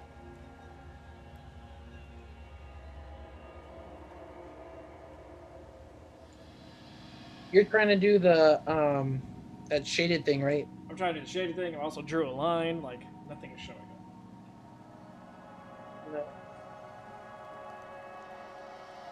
up. I think you can do it with a token aura if you want. Just if it counts as a token, should be able to do it. Yeah, 30 I did. feet. I activated it. It's just Oh, you not didn't? showing up.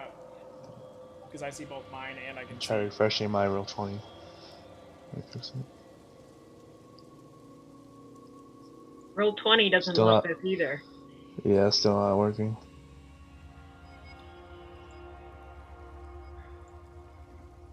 When you try to fucking do things. Yeah, see that big ass one that someone just made? Kapor. It's like it's only allowing me to see it, which is the annoying thing. Let me just do this.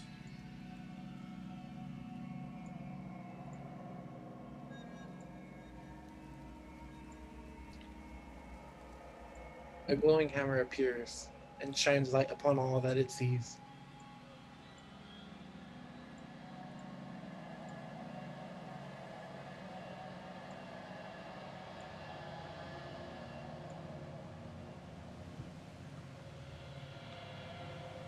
Okay, it's annoying me. If you need to know where it is, it goes from 5 feet past Rashi and 15 feet the other way. Do you want me to pull another Kaporan token out? No, the same problem is happening. Though I can see your radius, they can't see your radius. Oh, okay. Yeah. So don't worry about it. For now. Oh, the line finally showed up.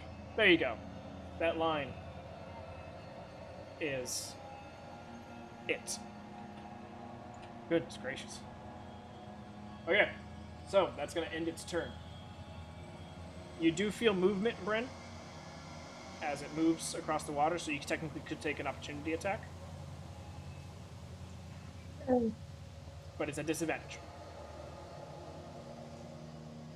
We were already at disadvantage. This doesn't do a whole Well, lot. she's out of water now, so technically her striking out of water wouldn't have had disadvantage.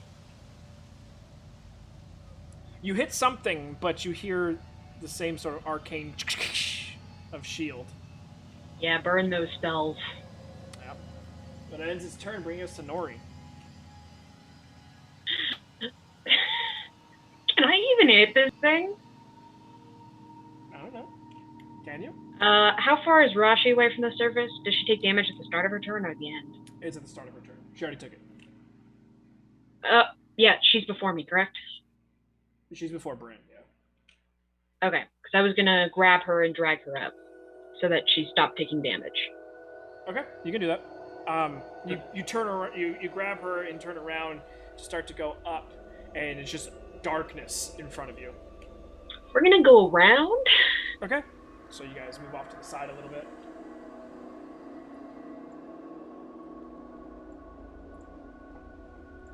As you get to the surface. Okay. Okay, once I've gone... Was that just my movement, or was that an action? To get down and back up, yeah, you would need to burn a dash to get her. Alright, then with the rest of my dash, I'm going to go into the cloud, but away from where Bryn was. Okay, go ahead and give me an intelligence check. More so of like during the heat of battle, remembering exactly where she was at. You're not exactly. I have no idea where she is. You don't. Yeah, you're not sure. Then I'm not gonna do that. Okay. You kind of just harrying the outside of the darkness, like I don't know where to go. Okay. That brings us to Amric. Amric, Rachat is helping you on your way up. So. Oh wait, I got a 12, not a 3. On your intelligence check? Yeah, because my thing rolls twice. Do we take the first one or the second one? Either one didn't work. Oh, well, worth a shot. So your movement is not technically hindered. How far below the surface are we at this point? You guys are like, well, you had moved up 30 feet, so you're currently at about 120 feet.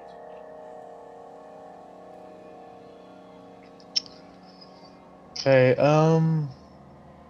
then I'll keep swimming upwards and I'll try and bring Rachel with me. Yeah, because of the nature of what he was doing to help you, you guys both go up together. So movement and dash, right? Yeah. Okay, so 60 feet back up. Boop, boop, boop. So one more turn and you guys will both be back at the top. And you guys can start to see now too the giant darkness cloud that's up there. Okay, end of Amric's turn is going to be Rashi.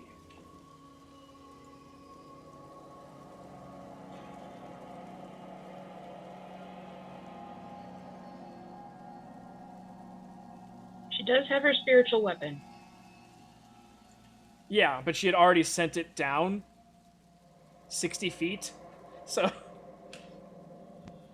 I feel bad for the spiritual weapon. I feel like it always gets summoned but never used sometime. It's always chasing after its target.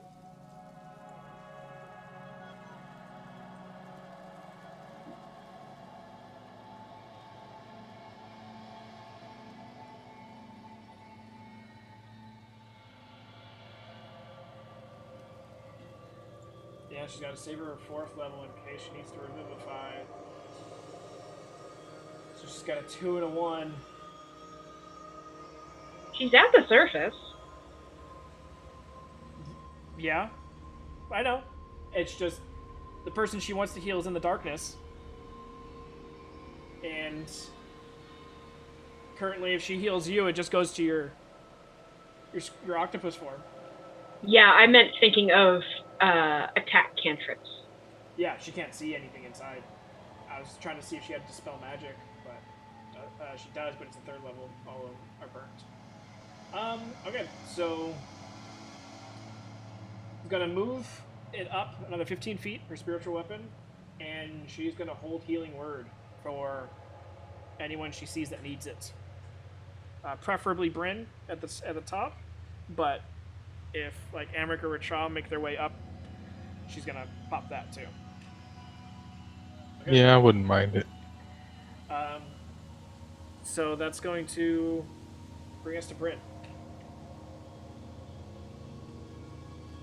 So I technically can't see this thing right in front of me, even though I know it's right in front of me, right? You were able to get your attack off because you had that blind sight thing going, and you're technically in combat, so you can feel it. Okay. It is currently from where you're facing, off slightly to your left, just at the edge of the darkness.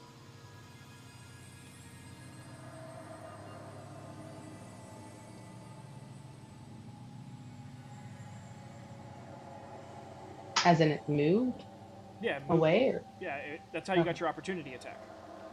Right. It's just because it's right next to me still on the I'm not thing, moving it on there because nobody else knows where it's at. Only you can feel Gotcha, it. Because gotcha, of gotcha. your feature. Okay. So since you're on the surface, you technically don't have any of the restrictions to your attacks, but your movement is halved still because you still have to swim.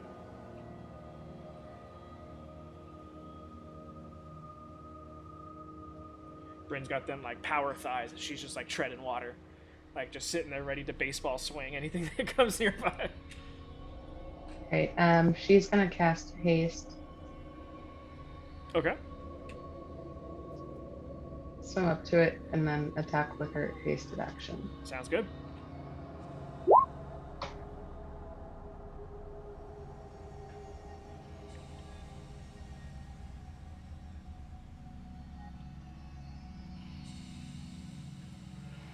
Is it still at disadvantage? No, you don't have any disadvantage because you're above water now. Cute. Here. Born, you're on deck. That hits.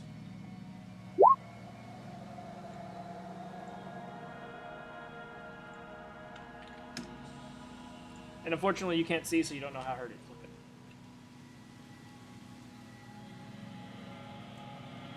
That's okay.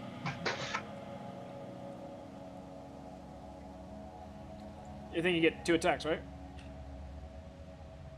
Or is Haste. It's just the hasted action is 1, because I had to use my action to cast the spell. Yeah, 1 weapon attack roll. Okay, sounds good. Ending your turn right there, Kaporn. You are up. Swim. Swim. Another 30 feet up. All right, we got Racha.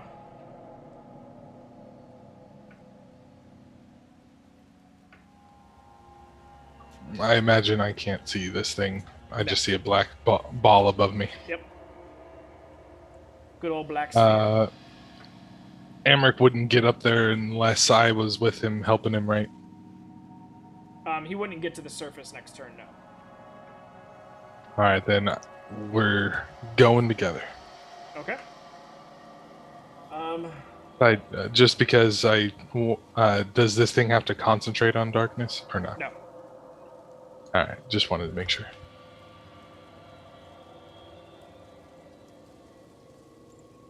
Ooh. I made everybody big. All of a sudden on my screen, I was like, oh shit. Okay. End of Racha's turn brings us to the Morkoth.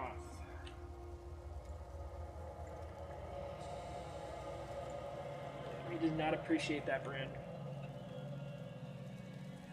I really didn't appreciate getting knocked out, so. Brand, go ahead and give me a Wisdom saving throw.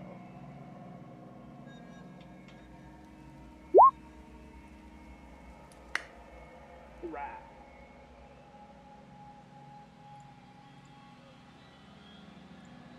Maybe a 10.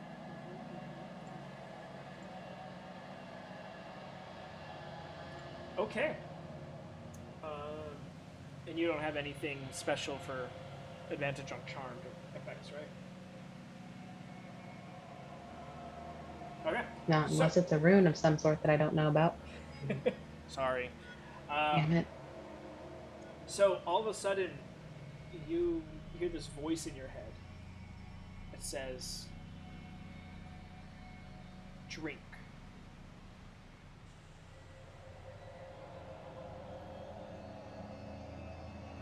And so, for the next 10 minutes, you start drinking as much water as you can.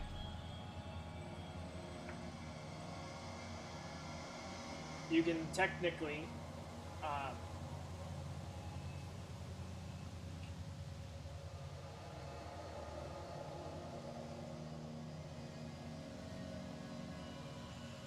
Is this some beefed up version of command? sorry, never mind, I read this incorrectly. Okay, so you are, instead of drink, because I can't use that one,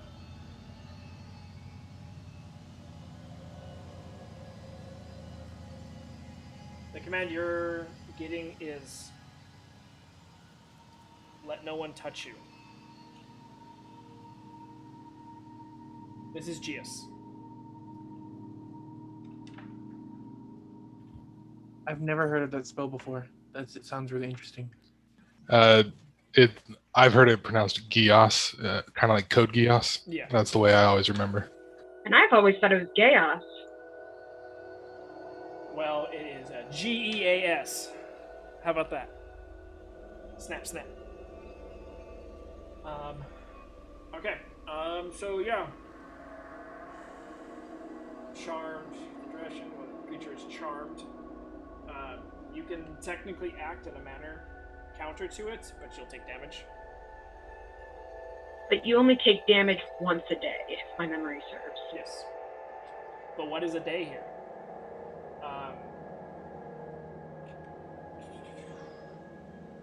Yeah, I couldn't give you a suicidal command. That's why. Wow, thanks. Oh. Luckily, it didn't have a 7th level spell slot, or else that would have been a year. Okay. So that ends that thing, and then he's going to Ray of Frost the squid. Or the octopus. Please do. That is a 10 to hit. Miraculously, it misses. Okay. Ending his turn, bringing us down to Nori. All of a sudden, just a ray of frost just cuts through the darkness at you, and you're just like, whoa. I see that, so I can go smack it, right? You see the Ray of Frost come out of the darkness. You don't know where it originated from. It originated somewhere in there. Well, I'll go follow the origin, and I've got 8 arms. I'll just start smacking the air and hope for the best. Go for it. Go ahead and give me an attack roll with disadvantage. You get 2 attacks.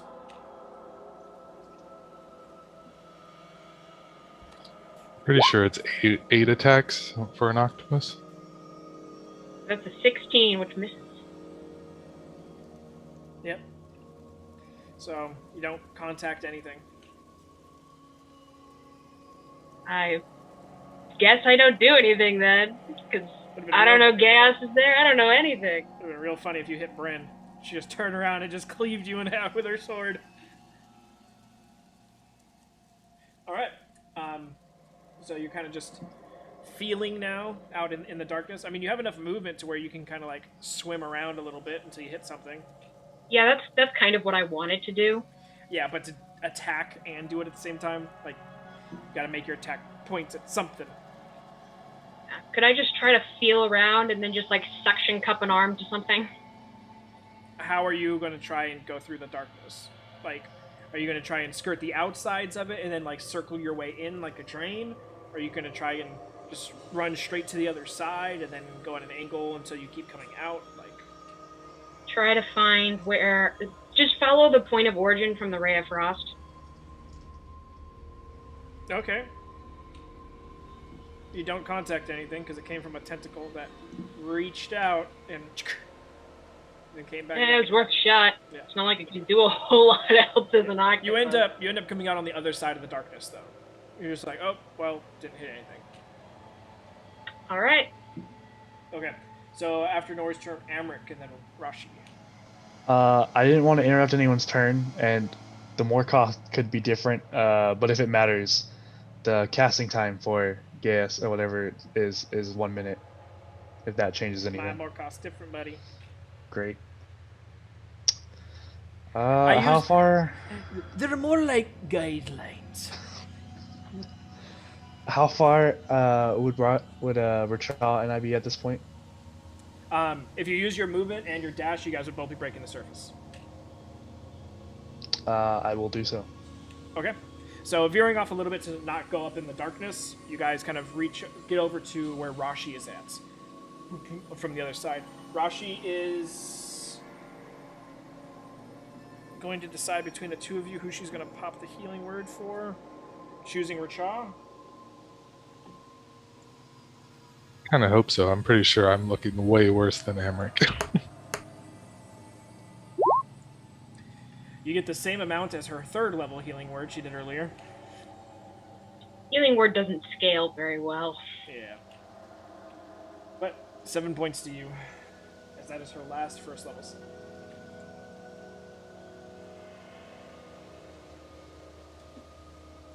Alright, so ending Amric's turn, we're gonna stop it around Rashi. I'm gonna move her hammer up another 15 feet, and is going to hold Sacred Flame until she sees something. Ending Rashi's turn, Bryn, you are up, Kaporan on deck. You can still feel it, Bryn. But remember, don't let anything touch you. No, but I do get to attack still because that's not. Yep, you're technically not touching it. So she'll do those. And like as she's swinging, just still yelling out into the void. Now that's actually a dark void. We want to talk. Just trying to repeat that. She's like, just want to freaking talk. So are you saying it during your attacking, or are you going to like try and make more of a committed feel? I mean, this thing has hurt her now a lot, so this thing is not the thing that she needs to talk to. Do an attack. Okay, yeah. Bryn is like ugly crying at this point. That hits. Does he have a stupid shield thing? Nope, doesn't go that high. Right.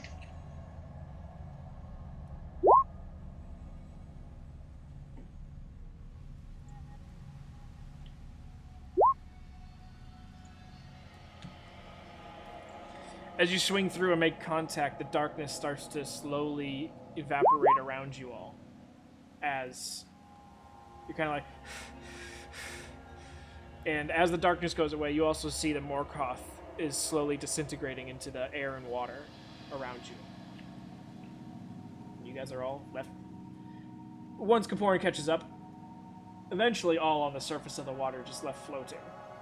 And for the hell of it, Rosh is going to bring her hammer up too. Motherfucker. Has it gone, Bryn's just gonna repeat again. We just want to talk. Make a perception check. I want to do a perception check if we can see any sleeping person nearby. I'm gonna do a perception check for any life at all. I'm just gonna talk out to the void too, just say something to the effect of like, make sure everyone's okay. Dreamer? As far as it comes to like perception checking and investigating checking and things like that, we can't now everyone just being like rolling different things. So in that case, it would either be Bryn gets advantage or someone else rolls on top. Though you guys are technically looking for different things, you guys are all kind of looking for the same person. So it's wording the same thing different ways. So next time, let me dictate what the rolls are going to happen. Unfortunately, none of you guys see anything, even with those rolls. Rachak, go ahead and give me a persuasion check.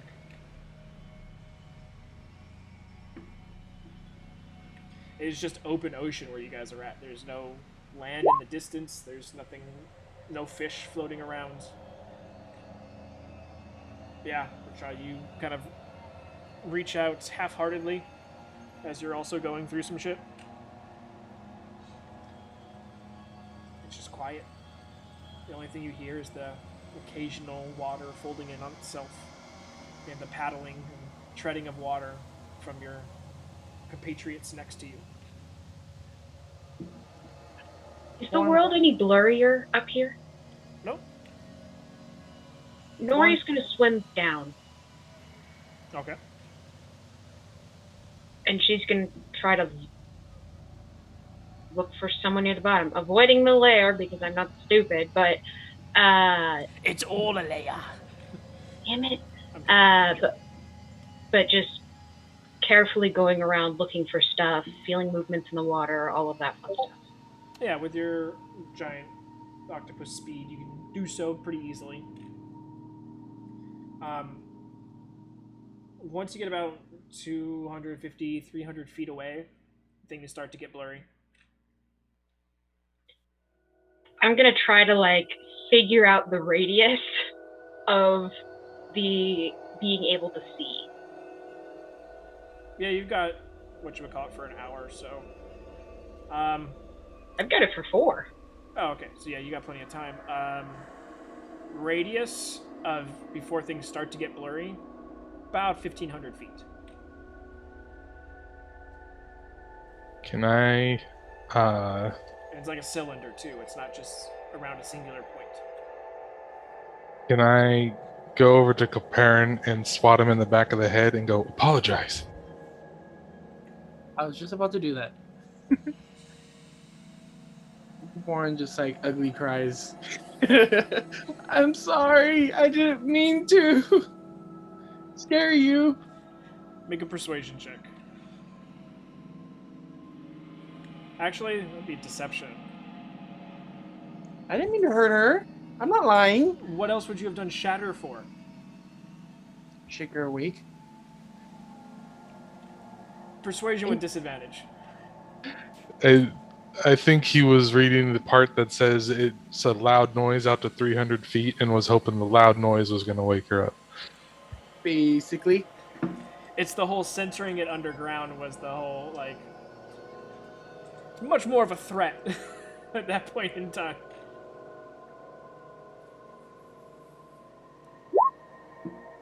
Uh, 31-27. Okay.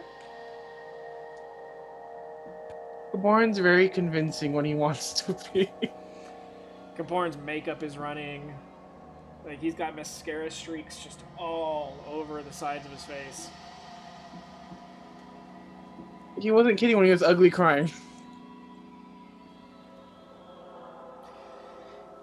You guys that are at the top of the water see standing on top of the water, a little distance away, is about 100 feet or so, a familiar blue-skinned man.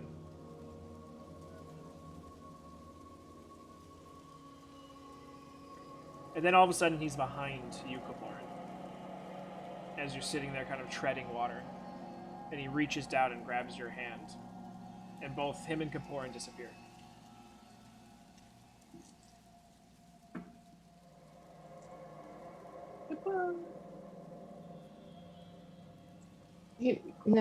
No, he didn't just do that, did he? He just disappeared. Nori comes back to the surface and just where the fuck did Corparin go? I think he's getting us into more trouble. He got voted off the island. Oh no. The Dreamweaver was here, and now they are not. Great. Do it quietly in the bathroom or something.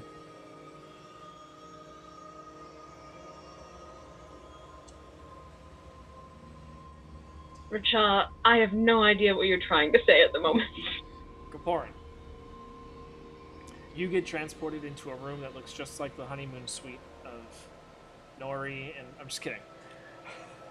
Oh Lord, there better be sparkling. all that trauma of the bed just swatting you. That's your nightmare right there.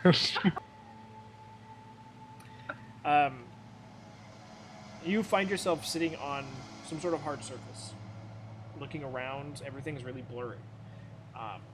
Almost like some of that like really hard plastic that has that slight opaque look to it. It's kind of like that. It's all around you.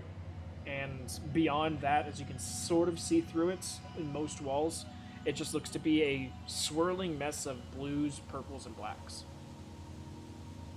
As you're kind of sitting there, now completely dry. You know, the Dreamweaver is standing next to you. And he's like, get up. Yes. Okay. As you get up and turn to see what he's looking at, you see that this pod or sphere of some sort, kind of reminiscent to the tiny huts, but in a complete sphere, has a small, almost like fisheye lens opening. And from this, you can see your friends treading water. They look basically like you're watching TV. One kind of like throws him like. Can he touch it or Yeah, it's hard surface. kind of throw themselves against it, looking at it? Like, guys, are you? Can you hear me? They cannot hear you from here. Where is here? This is my personal space, where I watch the dream. Oh, I see. Why did you pull me out?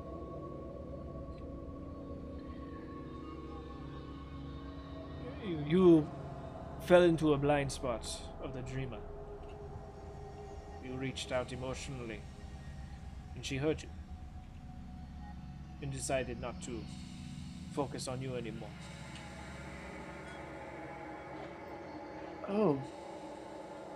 Is there some way that I could contact her from here? Lead from my friends?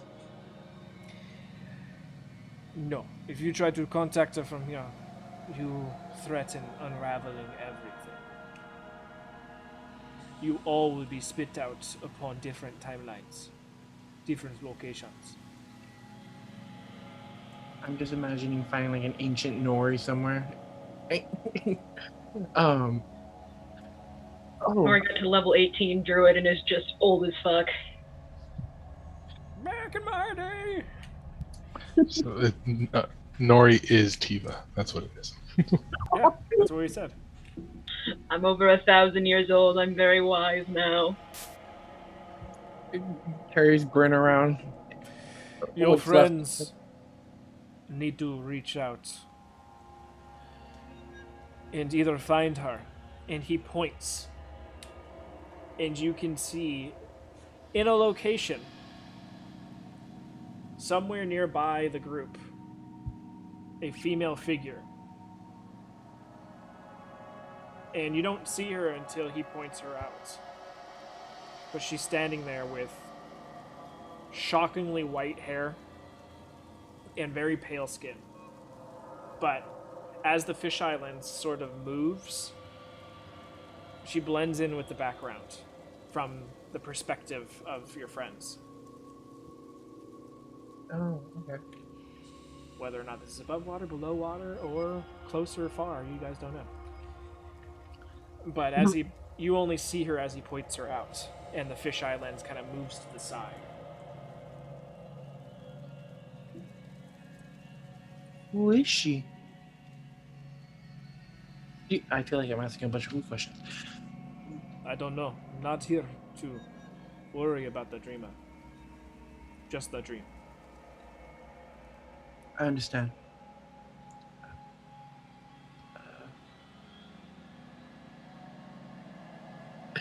Warren has no idea what to do because he can't contact you guys in any way. There's nothing you can do. Seemingly reading your mind. Then he... All you can do is watch. This has been my life. All I do is watch. They can't hear us from here, can they? None of them, even the He dreamer. just kind of like leans back and just yells out a howling yell, just and just fucking screeching, and you're just kind of like ow, ow, ow, ow. And he stops, and it doesn't seem like anyone noticed. Okay. That was Orange. fun. Yeah, quite. My ears will stop ringing in a minute. All right, I guess I have to wait for them. Hopefully. Either they got to be of no concern to the dreamer anymore, or they reconcile. I see. This is the How- first dream I've done with this woman, so I do not know how petty she is.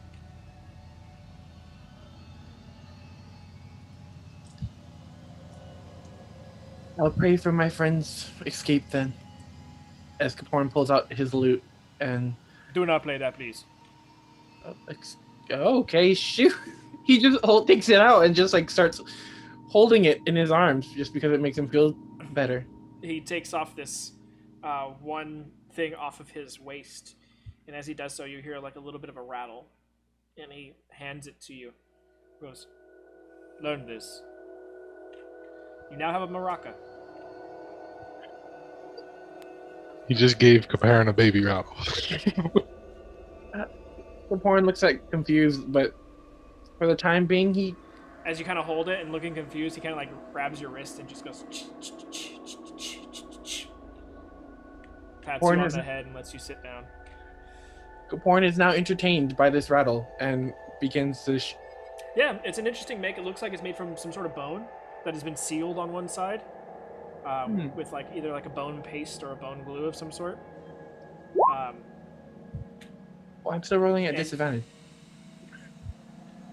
Well, you're not proficient with a maraca, so it's understandable. Okay. And you just fucking chuck the fucking maraca as you shook it too hard, and just against the wall and the floor. And he just kind of like looks over and shakes his head and continues looking back to the TV. He goes to run and pick it up and tries again. And just that is Caporn's life until further notice. Yep. So he's playing fetch with a Himself. baby rattle. Okay. Yeah. All right. So you guys are waterlogged. 4 hours go by. Your squid form drops. I would just be constantly like just talking because it seemed to clearly work. Saying something like, "It's nice to have a traveling buddy, a wonderful companion for the journey." Interesting enough, the 4 hours goes by quicker than you thought. Quicker than normal. Much quicker. But, Rachel, go ahead and give me a persuasion check. And Nori wants to call out, just like, please, we just want to talk.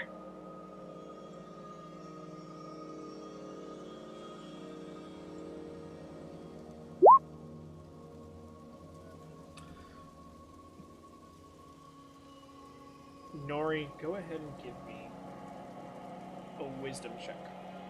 Just your wisdom modifier. That's a 20. You feel sleepy. Like, really sleepy all of a sudden. Like, I gotta take a nap, like, right the fuck now.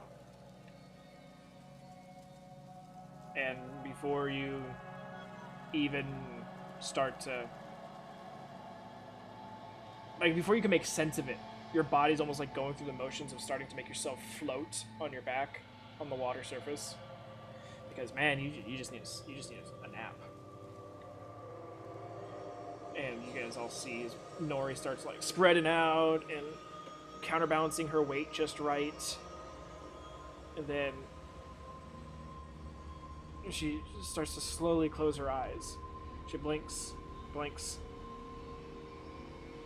and then blinks. You all, treading water, staying on the surface. All of a sudden, you guys are all treading water, but no water's nearby. You guys are all sitting in chairs. And you're all treading. Just your body kind of getting naturally used to just keeping yourselves afloat. And you guys are all just sitting in chairs, legs going, arms going, and it takes like 5 to 10 seconds of you guys being like, wait. Don't need to do that anymore. Your arms and legs are sore as shit as you kind of like rubbing them. Like, oh god, that sucked. You guys are close to having exhaustion.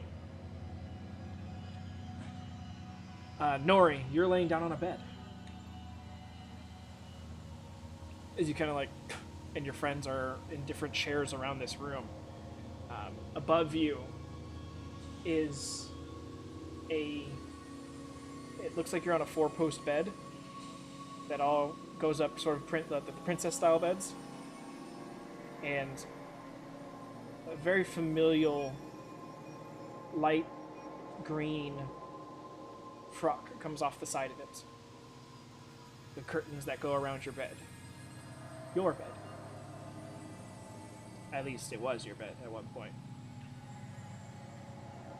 My bed as in bed where I live with Siva, or bed as in high elf?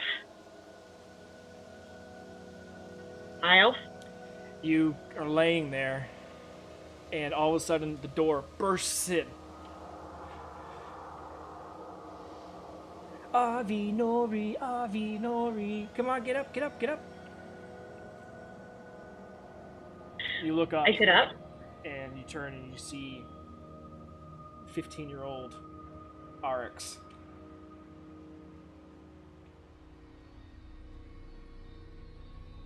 I look down at am I younger or am I myself? You're yourself. Alright. Who else would it be?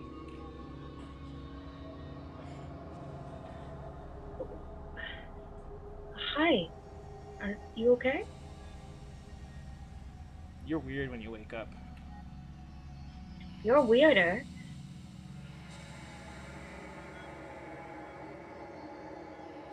You have to admit, though, my common accent's coming along pretty good. I mean, yeah, because you've been practicing nonstop. It's devilishly hard to keep up, though. So crass. Anyway, why are you sleeping in so long? I don't know. I'm not good at the 4-hour sleep like you are. Who are all these people in here? Nori just kind of very confused goes, "These are my friends." Hello, friends. Ooh. And he kind of jumps on the bed and like skitters over it real quick and then goes up to Racha. You're an interesting one. That's I Richard. whisper something into his ear that I will message you so that they don't hear. Gotcha.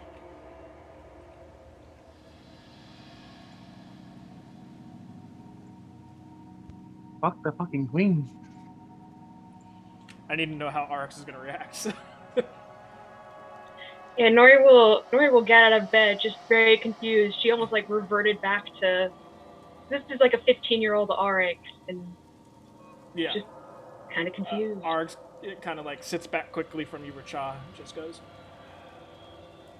And turns around to Nora real quick. You have weird friends. Turns back to you, Racha. I like that. He just sort of nods and thumbs up.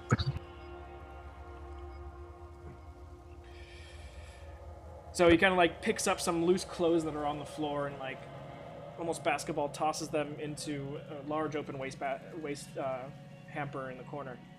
He goes, "You're always dirty. So, your friends coming with us then? Where are we going? To school."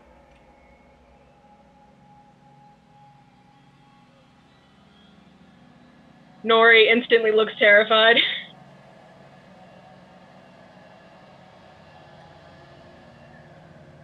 Come on, children. It's time. Let's go. You're making me relive my school days? Rachel gets a horrifying view of his trauma, Rashi gets thrown underwater and I have to go to fucking school? The ultimate trauma for everybody. As we have a teacher in here. Borns are like, ooh, this is getting juicy. What's going on here? What did Rachar say to little Oryx? You're too young to know. Shakes the rattle. Whatever. So Arx kind of like grabs your wrist and starts to pull you through the door. Rory lets herself get dragged. You peel around the corner and almost run smack into your mom. Oh, watch where you're going, dear. She kind of like just brushes the hair out of your forehead behind your ear.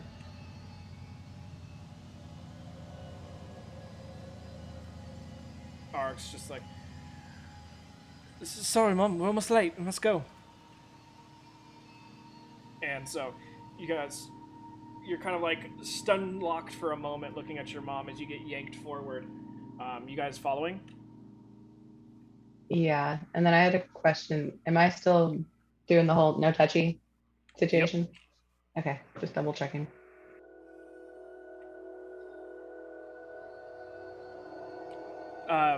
You get pulled down the hallway and back to where you remember all your guys' clothes and bags were, and you guys start getting ready, and Arx is putting on his satchel and kind of making sure it doesn't mess with his robes too much. He kind of like reaches in and pulls out one second. Make sure he actually has it before he pulls it out.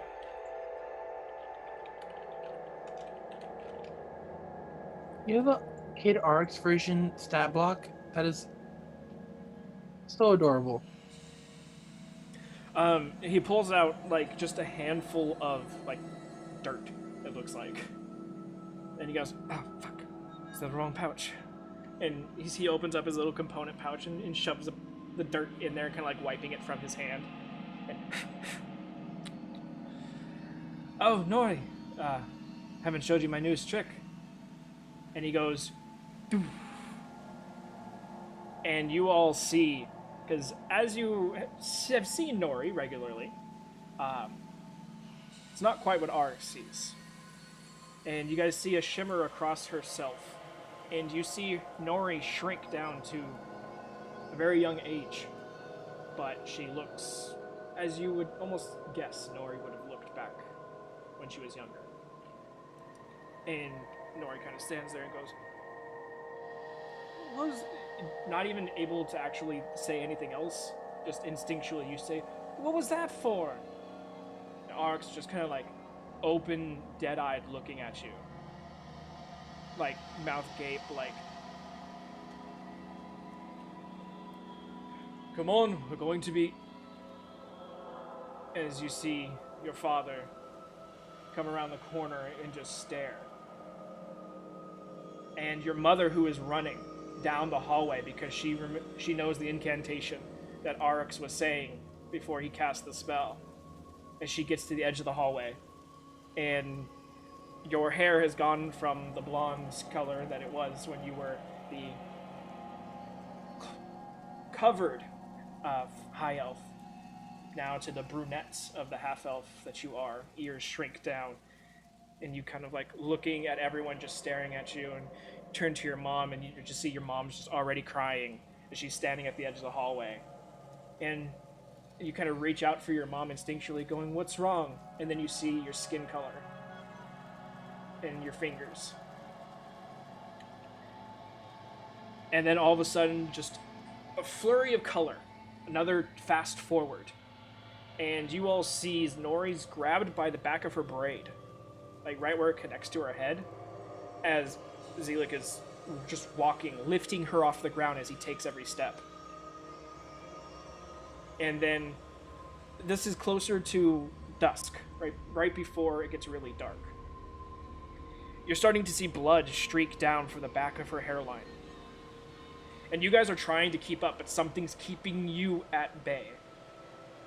And then Zelik is dipping and diving between different buildings and alleyways, cloak over himself, no cloak over Nori. But as he's grabbed her and just lifting her and walking her through the different things, he gets to a door, pulls over a satchel of coin, hands it to a guard. The guard opens up an emergency exit, and Zalek just tosses Nori out this back separated entrance of Artemir. She goes tumbling to the ground and she's just crying. And from your past, you're just like, why? I don't know what's wrong. What did I do? Never come back. The next time I see you, you will die. And he points a finger at you. And you've actually forgotten this over the years. Because he blocked it from your memory. He points a finger at you, and you feel a searing pain in your chest, but not on your skin, on the actual bones itself. As he's pointing to you and doing an incantation with his other hand, he leaves a sigil burned into your ribs, so he can always find you. Time flashes forward once again, but now it's skipping. You're catching just bits of color. Nothing's really stopping and like being able to let you guys focus. But during this time, you guys are not moving from each other. So it's almost like as if you're in a room and a movie reel is just getting put on fast forward in front of you. So you guys can go over and touch Nori, and Nori's back to her full-grown self. And Nori, the pain is still there, but your mind seems a little bit clearer. And as you guys are trying to make some semblance of sense of all this color that's going on, Nori, you're starting to see the familial patch of very bright orange hair of Tiva. And then you're seeing darkness. You're seeing muddy colors of what you can only guess is the mountains. Fast forward, and then all of a sudden, it leaves. All familial color disappears. No more familiar colors of the mountain, not of any of your comrades, not of any of the places that you've been. Somewhere different. Wait, no, you have been here once. And as soon as it clicks in your head, time stops. You guys are all standing outside of the Citadel.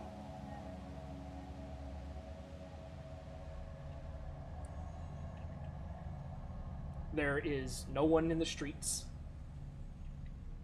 except for one individual. Much older than when you guys just saw him, but still very much recognizable as Zalek stands in these very intricate robes laid out that I don't think, well, actually, Nori, you've seen intricate robes kind of like this before. Tiva wore them. As Zalek is sitting there with just anger seething from his mouth. I'm glad I finally found you. But you came to me. It's time to wipe this smirk off my record for the last time. As he lights up both of his hands and white light in fire case in both hands. That's where we're going to end tonight's session. As Zalek the Master Magician is your new quarry.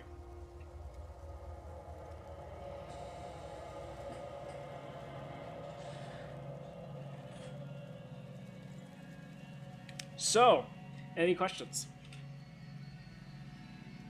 May I remind you that it is indeed my birthday. Happy Thanks for that. birthday, Nori. You were the one that poked and prodded just right, and you became the new threat. Fucking damn it.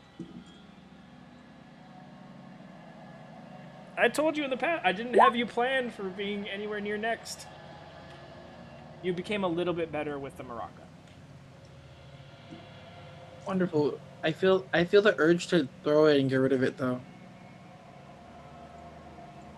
I would say you probably threw it at the TV screen at least once. All right. So with that, an interesting thing that does happen though is between this shift and last shift, you guys all get a long rest. We all do? That's wonderful. Thank God. Oh my goodness, I was about to say, like, I'm so screwed. I have 3 spells left. Because of the time jump back in time and then forward in time, it works funny and gives you a long rest. One or two of us might actually survive this. Yeah. Well, you can technically guarantee one at this point. Kaporan, you're the only one that didn't get a long rest. Aww. Because Okay. you are in a space outside of this dream's space and time. Okay, dookie. Do I still have the no touchy thing? I think now you'd be done with it, yeah. Okay. Top pokes are just a mess with it. You okay now? And just touches you. Bryn unleashes everything on Richaw. Haste beats the living crap out of me. Just blurs. Action surge. It's like that TikTok I shared with you guys. Yep. All right. Any other questions I can answer? Why? You knew what your trauma was going to be. I knew what my trauma was gonna be, but I didn't want to fight Zelix. It's a lot. Well, may or may not be as high of a level as he actually is in real life. Depends on how much this person knows about Zelik in general. I feel like the fact that he's wearing Master Magician robes severely fucks us. Well, it's also in the fact that you got to think of it as Nori knows he's a master magician. Knows that he's gotten into at least that realm. So, just like with Rachaw's thing and just like with Rashi's thing, the dream, the specific trauma, like the Morkoth, wasn't a Morkoth at the beginning. It was only until Rashi looked at it that it actually took the shape of a Morkoth. So, it's pulling from your guys' subconscious all the information it needs, and it knows that that Nori 100% hates and is scared of Zealand. Well, at the very least, Nori wholeheartedly believes that Tiva is far stronger than he ever could be, so there's that going for me. Yeah. So it's really more or less of, if the Dreamer has outside knowledge of Master Magicians, that might influence how strong Zelik is. If not, then it's going to basically be pulling off of Nori's fear. Nori, just imagine that you think he's nothing. Bunny rabbit. Unfortunately, it's subconscious and not actual conscious. Okay. Any other questions? This is either going to be very therapeutic for Nori to kill this dude, or it's going to be incredibly traumatic that he kills one of her friends. All right. Well, if you do have any questions, feel free to reach out and message me. I'll get back to you as soon as I can. Again, we are skipping Thursday, so you just have to deal with this trauma for a little bit longer, Nori. But we'll meet back up on Monday. Happy birthday! Oh yeah, happy birthday. Alrighty, guys. So with that, Absolutely, how dare you. have a good week. Happy birthday. Have a happy rest of your birthday. Have a good weekend, and I'll see you guys back on Monday. Night. Night, everybody. Night, everyone. Night.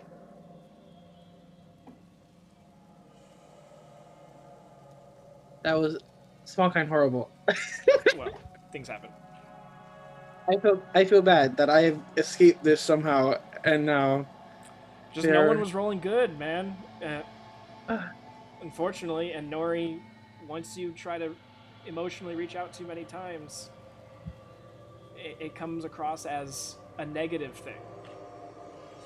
It comes across as you're trying to deceive, and so she made the wisdom check, and that was all that was needed. What was the DC for that? Oh, it was just a roll-off. Oh, just a roll off. Yeah, but this individual has a +4 to her wisdom and rolled a 19. So, yeah. You said I didn't. just appear white hair and pale skin? Yeah, it was like shockingly white hair. Not so much for like age, but more for either style or naturally. Pale skin, simple silver robes, and that's really all you saw. And she was wearing evening gloves. But Kinda yeah, sound- unfortunately for you, I kind of like skimmed through your backstory in my head, and you would have no knowledge of who she is. Yeah, I don't think I would either. It doesn't sound like I would run into her anywhere. Yeah, but either way, have a good week. See you Monday. Thanks. I feel safe. Safe. All right, guys. Thanks for staying with us. Have a great week and weekend. We'll see you back on Monday. Stay safe.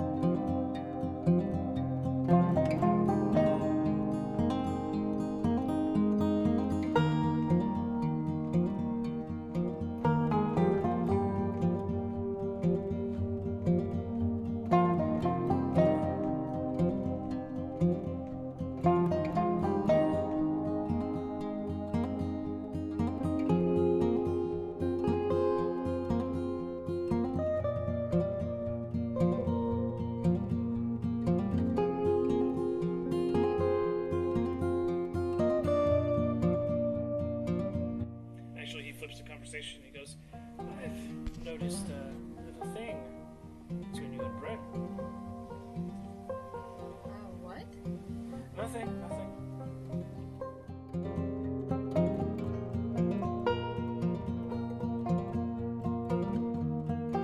No matter what happens, I want you all to stay together, and I want you to do what you need to do to get out of here.